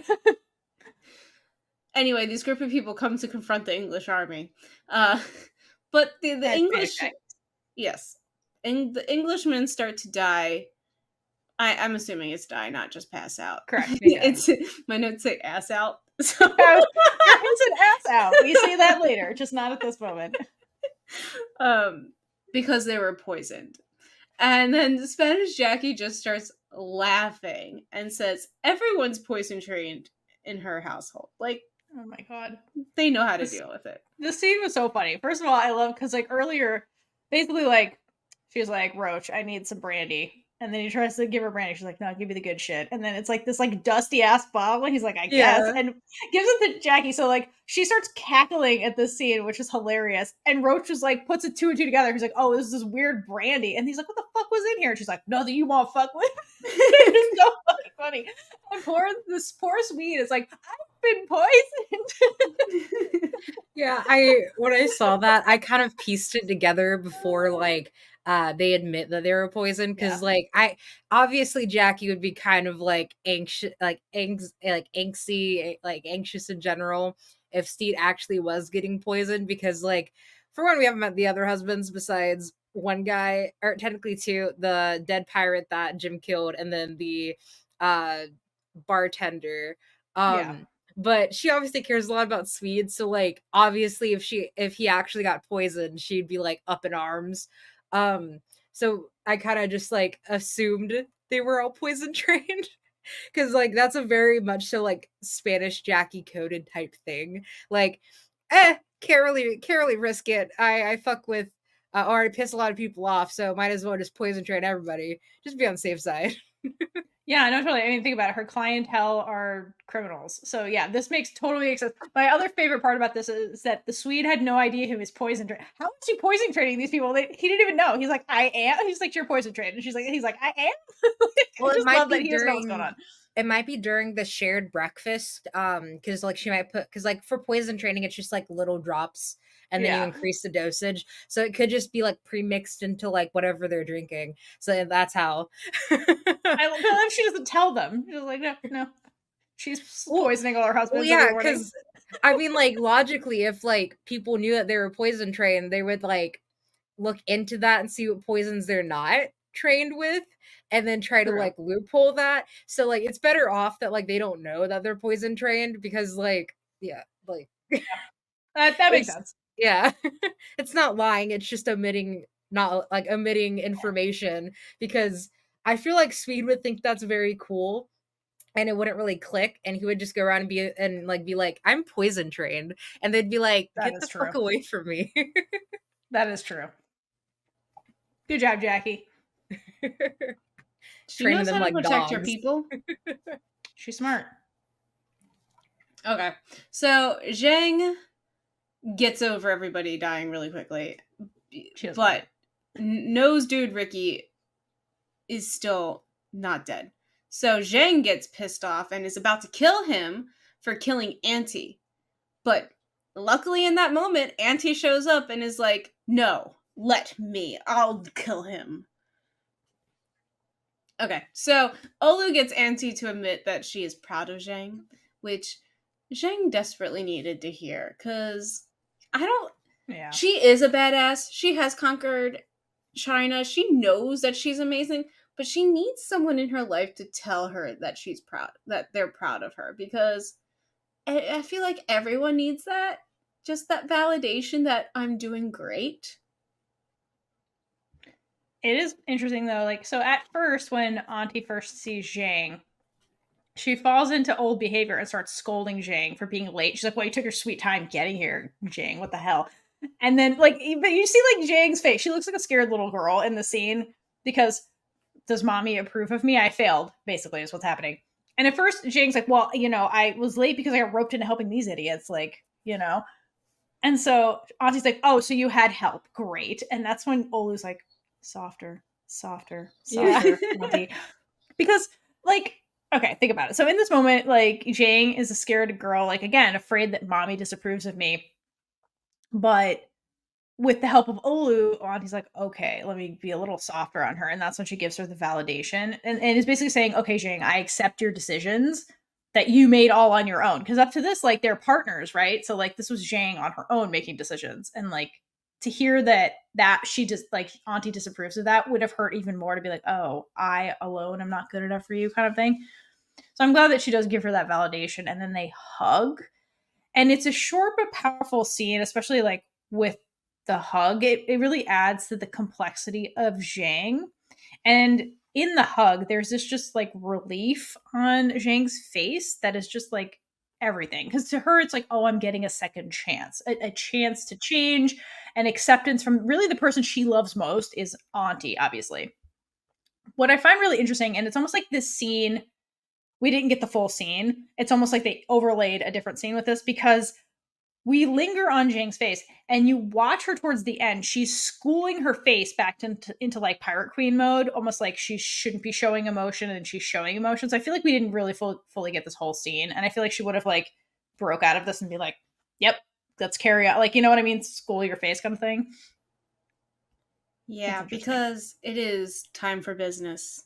It's time for business. Yes. The gang takes the uniforms off of the dead English soldiers to become a Trojan horse, if you will. I believe that's the right analogy. Archie puts Jim's hat on them, and they make a mistake, or not so mistake, of looking at Archie in the eyes. And the only logical thing for them to do is kiss, because gay! Yes. I love, again, this, we're in the middle of this heated moment. We're getting ready for battle. Let's let gay people kiss. I love that. I love that for this show. Yeah, and then just like that, we have all the factions coming together to defeat the common enemy. We have Zheng's crew, Steed's crew, Spanish Jackie's, countless husbands. Just all the people coming together to defeat the English. Kill them. Nozu was kept as a hostage. But he's not a very good hostage. I mean, he might be a good hostage because he warns them and gives them away instantly, and then shoots Izzy. So poor Izzy is going through it and fighting through the pain. But most importantly, he's fighting for his family. And he is just working hard and giving it all he has. And he does his best to make it back to the ship. Because after, like, they win, and then they have to make it back to the ship really, really quickly. And I do love the scene where they're running to, like, the dinghies. Because everybody's in, like, a different speed, and I find it really funny. So, like, they all run. Auntie stays behind to, like, kill some bitches. And then if you watch them run away, like, Zheng is in the lead, like, running past everybody. Lucius, when he's running, is, like, sissy gay boy running. It's really funny if you watch him run. Jackie is walking. Which is my favorite. Yeah. Jackie gives up at some point. She's like, fuck that shit. And Jackie's just... But, Izzy struggles to make it back. So, because Ed asked him at one point, he's like, Izzy, are you okay? And he's like, fuck off, Ed. But he's clearly not okay. So Ed goes back for him and it, like, helps Izzy get on the boat. Because, yeah, he does his best, but he's, like, fading towards the end. Like, yeah. Yeah, and once they get on the ship, Izzy is laid out on the deck. And Ed is super concerned about him and just basically watching over him as he suffers. Meanwhile, Izzy just starts apologizing to Ed. But Ed tells him that he needs to be apologizing to him. Because, I'm glad that these two are finally getting to talk. Yeah. I mean, under these circumstances aren't great, but Izzy does tell him that he needs to apologize because he has been feeding Blackbeard and instigating this dark side of Ed, even when he knew that Ed outgrew this persona. And he admits that it's because he needed him. Like, it was codependent relationship. We've been talking about this the entire time. He needed Blackbeard to be Blackbeard because that's how he was secure. Like, he knew what he was doing. He was the person supporting Blackbeard. So if Blackbeard didn't need him, then he was nothing. Exactly. And then he basically says that he can go now because Ed doesn't need him anymore. And there are so many feelings because he's like, you'll be fine without me. You don't need me. I have accepted this. So my job is done. When Izzy says, I want to go, like, that line just broke me. Like Izzy's same. Like, damn. This whole scene is, like, very heartbreaking. So good. Because, like, Ed is realizing how much, like, how terribly he treated Izzy and, like, how much he needed him as well. And Ed tells Izzy that he is his only family. And then Izzy's, like, basically calls him a dumbass and tells him to look behind him because he is surrounded by family. All of these people care about him now. They have transitioned from the cat bell, the collar. He is family. They are all a family.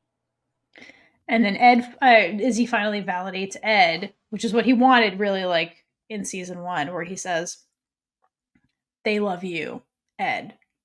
Just be Ed. And then Ed starts, like, crying and, like, breaking, and then that's when Izzy's like, there he is, which we haven't seen before. What we've seen before in prior scenes is when he brings out Blackbeard, and when he brings out Blackbeard, he's like, there he is. When like Ed was like choking him, and he's like, there's Blackbeard. That's who I'm trying to like bring out. So it's kind of like an acceptance for both of them of like who they really are.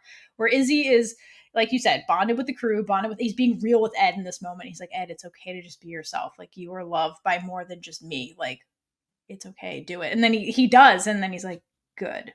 He's like, I feel like you're finally okay, so I can go. So I think part of like what Izzy was hanging on to, even though he was unhappy, was like he felt like he had to be there for Ed / Blackbeard, because like you said, because they're codependent. So I think he's at the point where he's like, we're not codependent on each other anymore. It's okay if I leave you.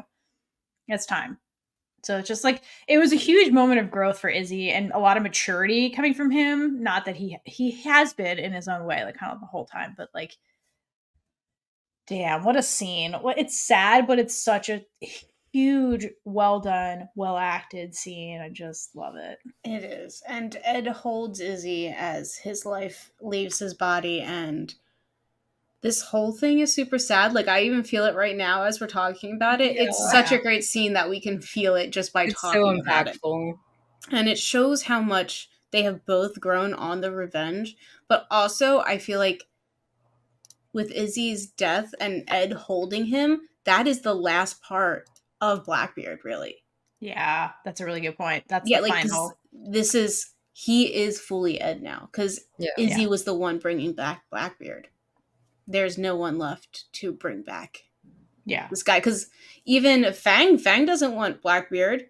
This was the only connection to Blackbeard now. Yeah, that's now he really can fully be himself.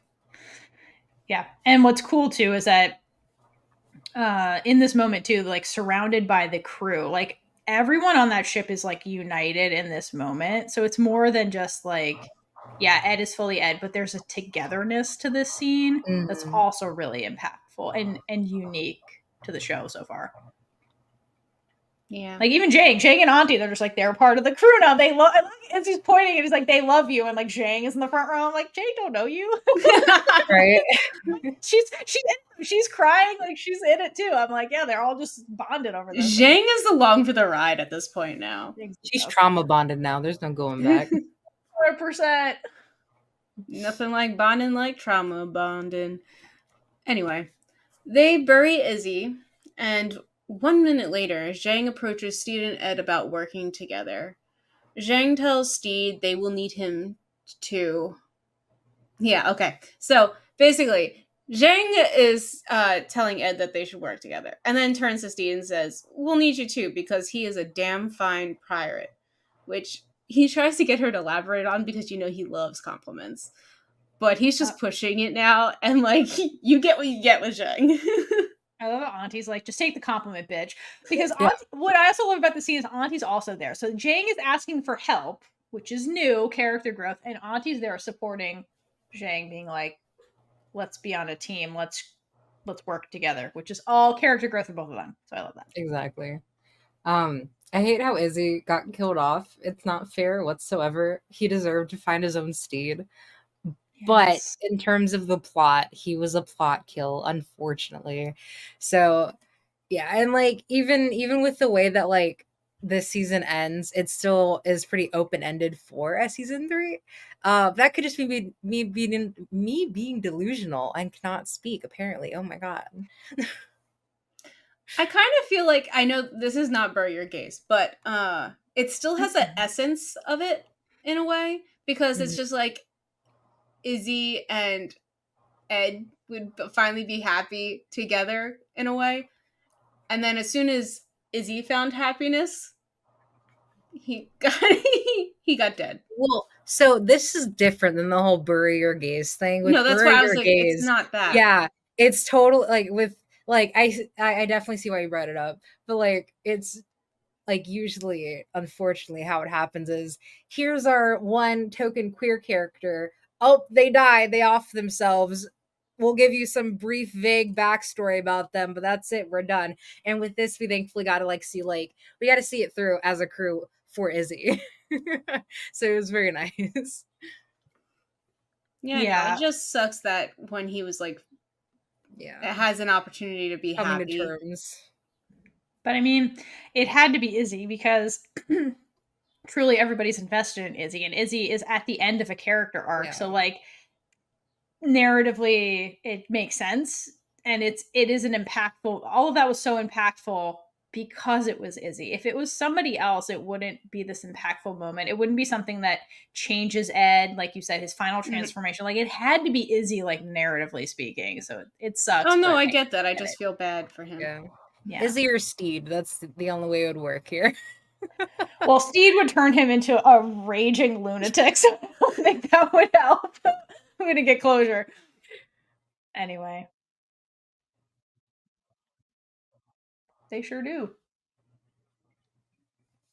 And I love during the ceremony when the crew takes turn. Basically, I don't know how they did the ceremony, but whatever non-denominational thing they were doing, basically, like the crew, each person would say a vow, and be like, "Do you vow to do this?" Like the grooms were not doing that, but everybody had just a different iteration of "Do you vow to kill for each other," which is my favorite part. Except I think Frenchie's like, "Do you vow to keep each other's boats afloat?" which was really funny innuendo. And then during that moment, it cuts to Steed and Ed, and Ed looks at Steed like, implications of a wedding in season 3. I think that's what that was. But I think the funniest thing to me was at the end, in where Roach tells them they can now slash each other's faces. Like, what? Was this a thing back then? Like, Lucius and Pete just look like, oh, we're like, good. We'll pass. Maybe they just opt to kiss instead. Kissing's fine. Kissing's fine. Roach was just too excited about that. Yeah. Roach is like, we need more action now. Anyway. The crew get back to work on the new revenge, where Zheng is already plotting with Olu. The question is, are they plotting attacks, or are they plotting what they are going to do later that night? Both. Eyebrow wiggle. I can't wiggle. Both is good. Both is good. Okay, my favorite part about that scene, though, is like, you can hear some of what they're saying, and so they're sitting together with a map, and then Zheng says it's upside down. That's what he's always like studiously looking. He can't read, so he's looking at the map. She's like, "It's upside down." Oh, it's just like, yes, this is a map. Yeah, he's like, "Yeah, look, I'm doing something." She's like, "No, sweetie, turn." Mappiest map I've ever seen in my life. You're better at putting the scrolls away than interpreting them. And even then, he fucked that up because he fucked. I know, right? She's just trying to be nice. She wanted her eye candy. So the story ends with Steed and Ed becoming innkeepers on the land where they bury Izzy. What I really love is that Ed and Steed were on the boat for the wedding and then left the boat to go back to the island to stay at the inn, because they could have had this wedding on land in front of the inn, but they didn't. Everybody goes back to the ship, they go with them, and then they depart the ship to come back to the land. I love that part. And then I thought, okay, so basically while watching this, I thought it was Olivia that came to visit. But as I was talking with someone on Twitter, I realized, wait, shit, no, Buttons turned into a seagull. So I know Theora, it was Buttons. That makes more sense. But yeah, the whole episode was purely like love and loss. Like Ed got his closure. He's still mourning over Izzy because it's a very fresh wound. But like Steed is there to just kind of like help him up, and they're like just like it's a fixer upper, good bones. And then like it's just the start to Steed and Ed's wonderful inn. And I would be lying if I didn't say I was absolutely bawling in the end. And to top it off, Buttons lands on Izzy's grave, and that was far too much for me. Oh my god! Because even Izzy got like a little nice farewell from Buttons again, technically, because he wasn't there when he turned into a bird the first time. But that's true. It's truly though, from the moment Buttons flew away as a seagull, I was waiting. I'm like, when is Buttons coming back? Like, when do we just get a seagull cameo? So I was waiting for that when I was watching the whole show for the first time, and then to have Buttons be like the last thing you see, I was like, yay! Just, It made me so happy. I think it would have been even cuter if like two seagulls landed on it with the implication that Yes. Buttons and Olivia got together.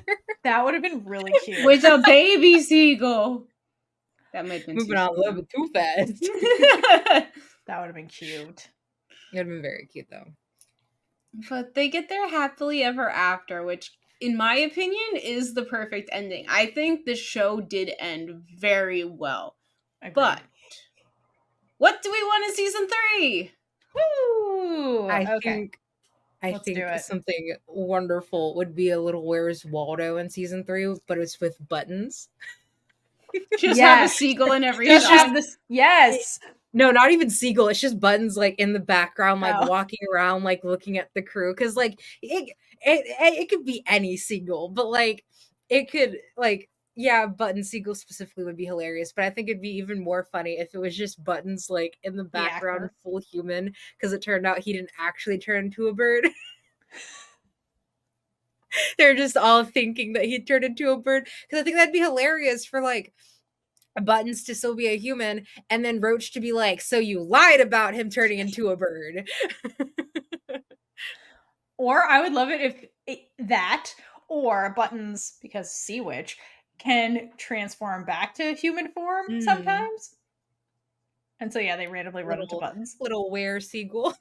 Where is Buttons the seagull? That would be really funny. Just like random Button sightings. That sounds like a good coffee table book, though, that Right? they could make. Where's Buttons?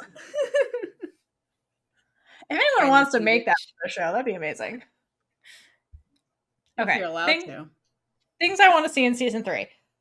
Okay, so where the crew is kind of left off at the end of season 2 is like basically everybody except Ed and Steed are essentially headed off on a revenge mission to get back at Ricky, is basically what's happening in the English. So I want to see the showdown between the pirate fleets and the Imperialists, because the rest of Zheng's entire fleet was not destroyed because she had her fleet all over the globe. So like there's more of her fleet. So I would like to see the big team up and the final battle basically with the Imperialists.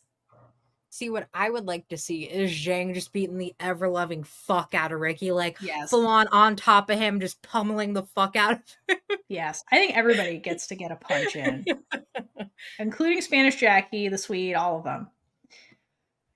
Just like curb stomping, jumping him. Yeah, no, just it would be amazing. I would also like to see flashbacks of Zheng conquering China. I love that. We've seen a Zheng spinoff in general. If I had my way, season 3 would just be about Zheng. But just some kind of flashback of just her conquering China. Ooh, or if anything, what they could do for season 3 is do like dedicated, like, so if they have like 8 episodes or 9 episodes, do like 3 episodes on Zheng and her background, 3 episodes on Spanish Jackie and her background, and like 3 episodes on how Steed and Ed are doing in their new life. And then like do like 10, and then like 10 is like how the crew's been doing, and they all come together. A Spanish Jackie background would be fucking amazing. Right? How did she get her harem? Right. I have so many questions about her. Like, when did she start poison training? Right. When did she get the inn or the bar? When did the nose jar start? I just questions. So many questions. Who was the first nose and why? Yes, exactly. That'd be amazing. Yeah, Jackie. Because Jackie It was a them, husband's so nose. Oh, 100%. Okay. Speaking of husbands, Steed and Ed running their dream inn. So, like, what happens with the fixer-upper? How does that go? I really do. They have customers. I want to see the domestic stuff. I've talked a lot about what I want to see with them in the inn, and then having like a pirate day with children at the inn. I just think it'd be really cute. There's a lot of cute things they could do. I mean, I think it's endless and great. And speaking of domestic, sorry, side note. Could you imagine if it was a pirates only inn? So there's like actual little pirate children running around. That would actually be really interesting. Or like if they end up as How do babysitters. like pirates' children? That would be very interesting. How are pirates at parenting? Like just in general, because you never see kids. Well, that's because there aren't We women on caught a glimpse traditional on. That's Japan. true. Yeah, we They caught a leave the glimpse kids on- behind in the ports where they be fucking. That's what happens. You get single Pretty moms. much, That's what happens. pretty much. No, but like we've seen like how Ed interacts with kids. We've seen how Steed interacts with kids. So like, I'd love to see them have their own like little like adopted little baby. I think it'd be hilarious if like Ed had went out and captured just like a child and was like, "Look at this child I found. We're raising it as our own." He would. Is this child an orphan though, or is he stealing this from a I think he parent? just stole a child and like just straight up like straight up robbing the cradle. But like he doesn't think anything of it. He's just like, "Oh, cute little baby." Oh, That'd be a gosh. hilarious episode.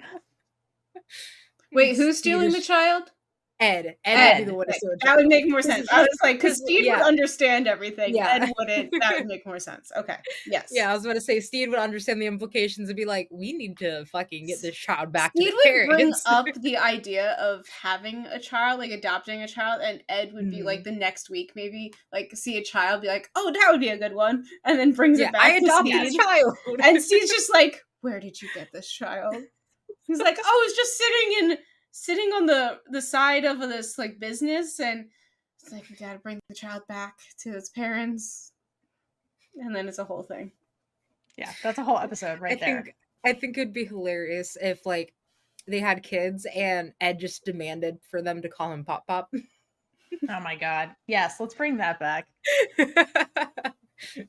Don't be a bum. Okay, so that's what we think. But we also asked you guys. So we put polls out on our social medias to ask, what do you guys want to see if we got a season 3? And the number one request / demand from everybody was the Gentlebeard wedding. I am also here for that. I think they were hinting at that during Lucius and Black Pete's wedding. Yes, the Gentlebeard wedding would have been amazing.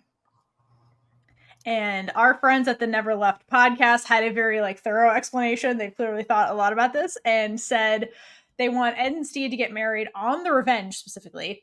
Each walk out from opposite sides of the ship, meet in the middle, and both say, "You wear fine things well." Oh my god! Like, oh, the feels. That is really cute. The feels with this one. All right, and then laugh a little. In the exact spot, they've said it twice thus far. Oh my god! They even have them placed in the same spot of the ship. God damn it, guys! They also added, "I also need and thus think he." Sorry, that Mary and the kids will meet Ed and become instant best friends. That's what I'm saying. Yes. Like Mary would definitely be like a little apprehensive, but like when she knows like this is the guy Steed was talking about, she'd be like, "Oh, okay." I could totally see Mary, Doug, Steed, and Ed all going on like a date together. Just like a night out. Yes. That'd be freaking hilarious. Ooh, you know who I think would love Ed? The daughter. The widow who has the pet jaguar. Absolutely. I think she would love Ed.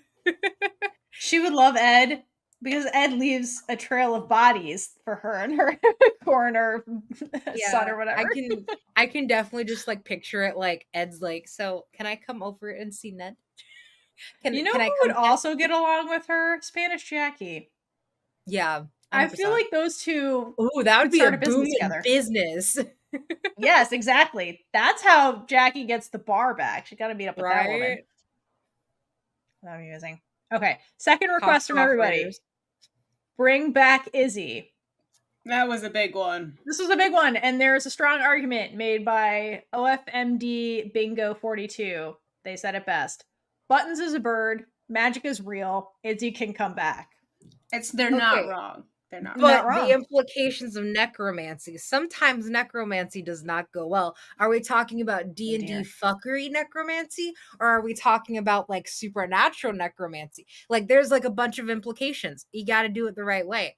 Because he could just come back as a full force zombie and like everybody's fucked. That would be a good Halloween episode.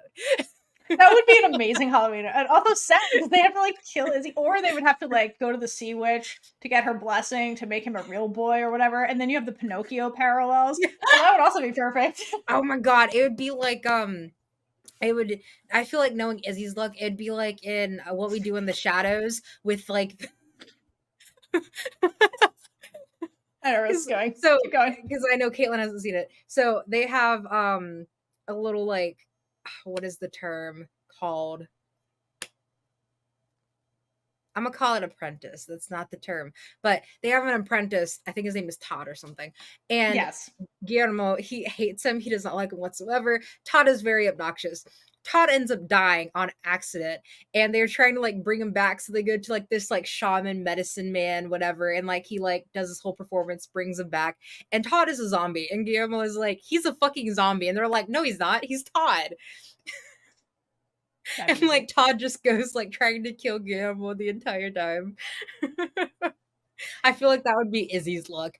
But another way they could do it is kind of like do a callback to season 1 with the with the first twin, where it's like a little like hallucination almost vision for like Ed. So anytime Ed is panicking, he's Ed or he sees Izzy, and Izzy kind of like calms him down, quells him, like he's like the little demon angel mixture on his shoulder. Like I think that'd also be cute. Yeah, or he's like Jiminy Cricket, which is Pinocchio's like consciousness or whatever. That would be so cute if we got Izzy as like a manifestation of Ed's subconscious. That'd be really cute. Accidentally invents Ouija board. You know, I can see the show doing that. Just to talk to Izzy, absolutely. They accidentally invent that. Yeah, 100%. We have peanut butter and so many things and fan fiction from them. So yeah. All right. So a couple more that I liked from this long Twitter thread that we had. So we had at Amuse of Fire, who has 4 points that this person would like to see. 1, Steed and Ed, quote, talking to each other about backstory. That would be great. 2, Frenchie running pyramid-style schemes every which way. Absolutely. 3, Hornigold as Big Bad. I've seen this a few times. That would be interesting because he is still alive. And that was who Ed conjured in the gravy bowl, the gravy basket. So that would be interesting to see him come up as like a big bad. That would be cool. And 4. Oh, good. What is his name? Fucking forgetting his name. The dickhead who killed Kevin, the seagull. Oh, Calico Jack. Yeah, I'd also like to see him come back because again, we never actually saw him die. We just saw a cannon hit his little dinghy and Olivia flying away. So I think that'd also be a really good callback because both at like if like Calico were just to show up at the end for some reason, and both Steed and Ed just being like, are we sharing the same hallucination? Why are you here? I thought you died. Fun. We thought you died. Okay. I need closure with that. I can see that too. Closure with Calico Jack is Zoe's vote. Okay, keep going with this one. 4. The most epic of fuckeries to end all fuckeries with fake head to escape. I guess they fake their deaths instead of getting killed in the epic pirate battle. That's my guess. Yeah, fake like decapitation, maybe? I think so.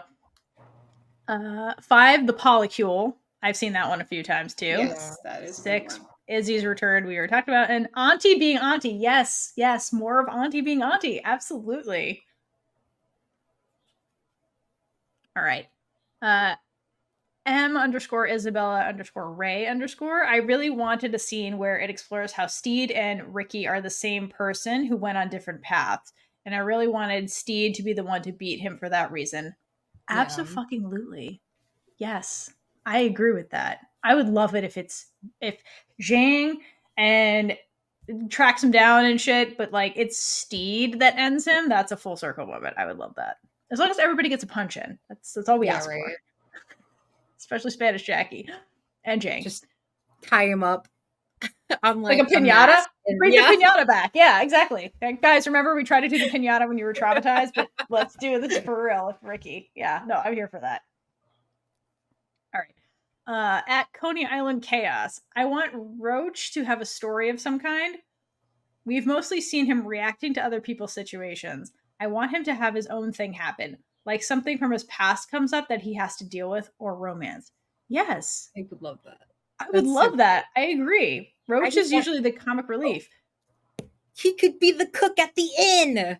Oh, shit. You're right. I was about to say he could open up man. his own restaurant, and I was like, wait, even better, he could work at the inn. Yes.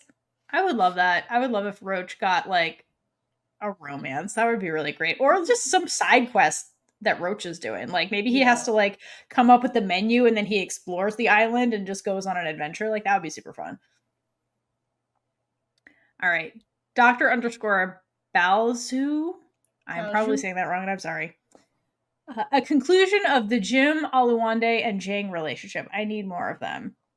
I think on the ship right now, I think we should be getting something. Yeah, right. Right? Mm-hmm. All right. And this one I loved. At Mr. Buttons 2x07-2x08. A man with a hook for a head finding love. I love that one so much.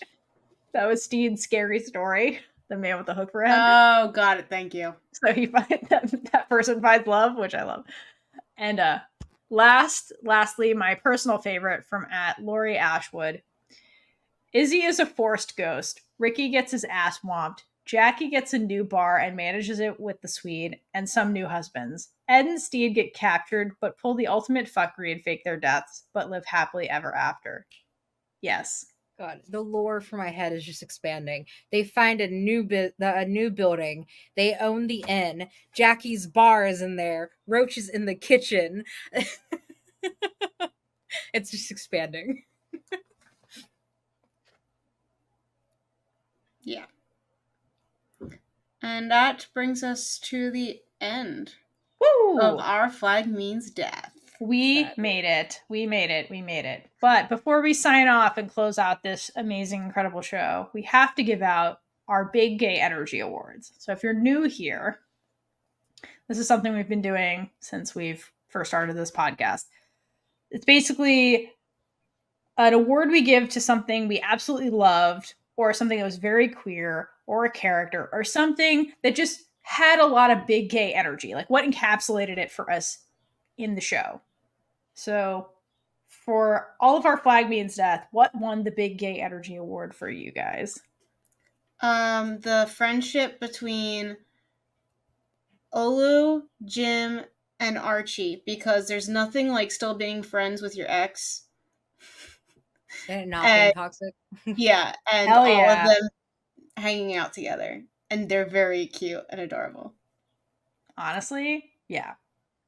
I think in my opinion, Izzy. Because Izzy's like a perfect story of like being closeted and trying to come to terms with like your sexuality, and then like end up like inadvertently being toxic because you don't know how to express yourself, and then finally expressing yourself and like being able to do like self-expression through like makeup and clothing and like hairstyling, and then like unfortunately, because it is the grim truth of most queer people, meeting an unfortunate death. So it's like the gay hero's journey. Yeah, no, truly. And Izzy went out and proud, basically. No, I agree with all of that. I think I would give the Big Gay Energy Award to the crew. And the reason is because of what Kaitlynn said earlier. Basically, like, the whole purpose of the crew is, like, that found family. And that is such a queer experience and theme in a lot of queer stories. And so, like, the fact that the entire emphasis of the show is on the crew, aka the found family, I think that's pretty queer. And that wins the Big Gay Energy Award. Gentle Beard, yes, obviously, but like the crew also. Honorable mention to the drag show showdown. Absolutely. Calypso's birthday forever. May we always celebrate. So good. And then what is his name? Ned Lowe. He was also another honorable mention because he is very cunty. And okay, and Ned Lowe is also like so overly dramatic and theatrical, which is also really gay. Yeah. So let's be real. Absolutely. Definitely an honorable mention to him. Definitely an honorable mention to Spanish Jackie's harem. Absolutely. Yeah. No, she has so much big gay energy. Like, you don't fuck with her. Also Zheng. Little side note mention, Jackie's nose jar because it doesn't discriminate. That is fair. That is fair. Oh my God. I love it. Well, that was our Flag Means Death. Hope you guys had fun with our crew as we went on this journey. We'll be back to talk about some other show that's queer. Follow us along. And until next time, hydrate for lesbian Jesus. And gay it up all over the ship. Bye. Bye. Bye. And with that, we've been Big Gay Energy. If you like this episode, check out all our other episodes right here on YouTube. Please like, leave a comment below, and subscribe for more amazing super gay content.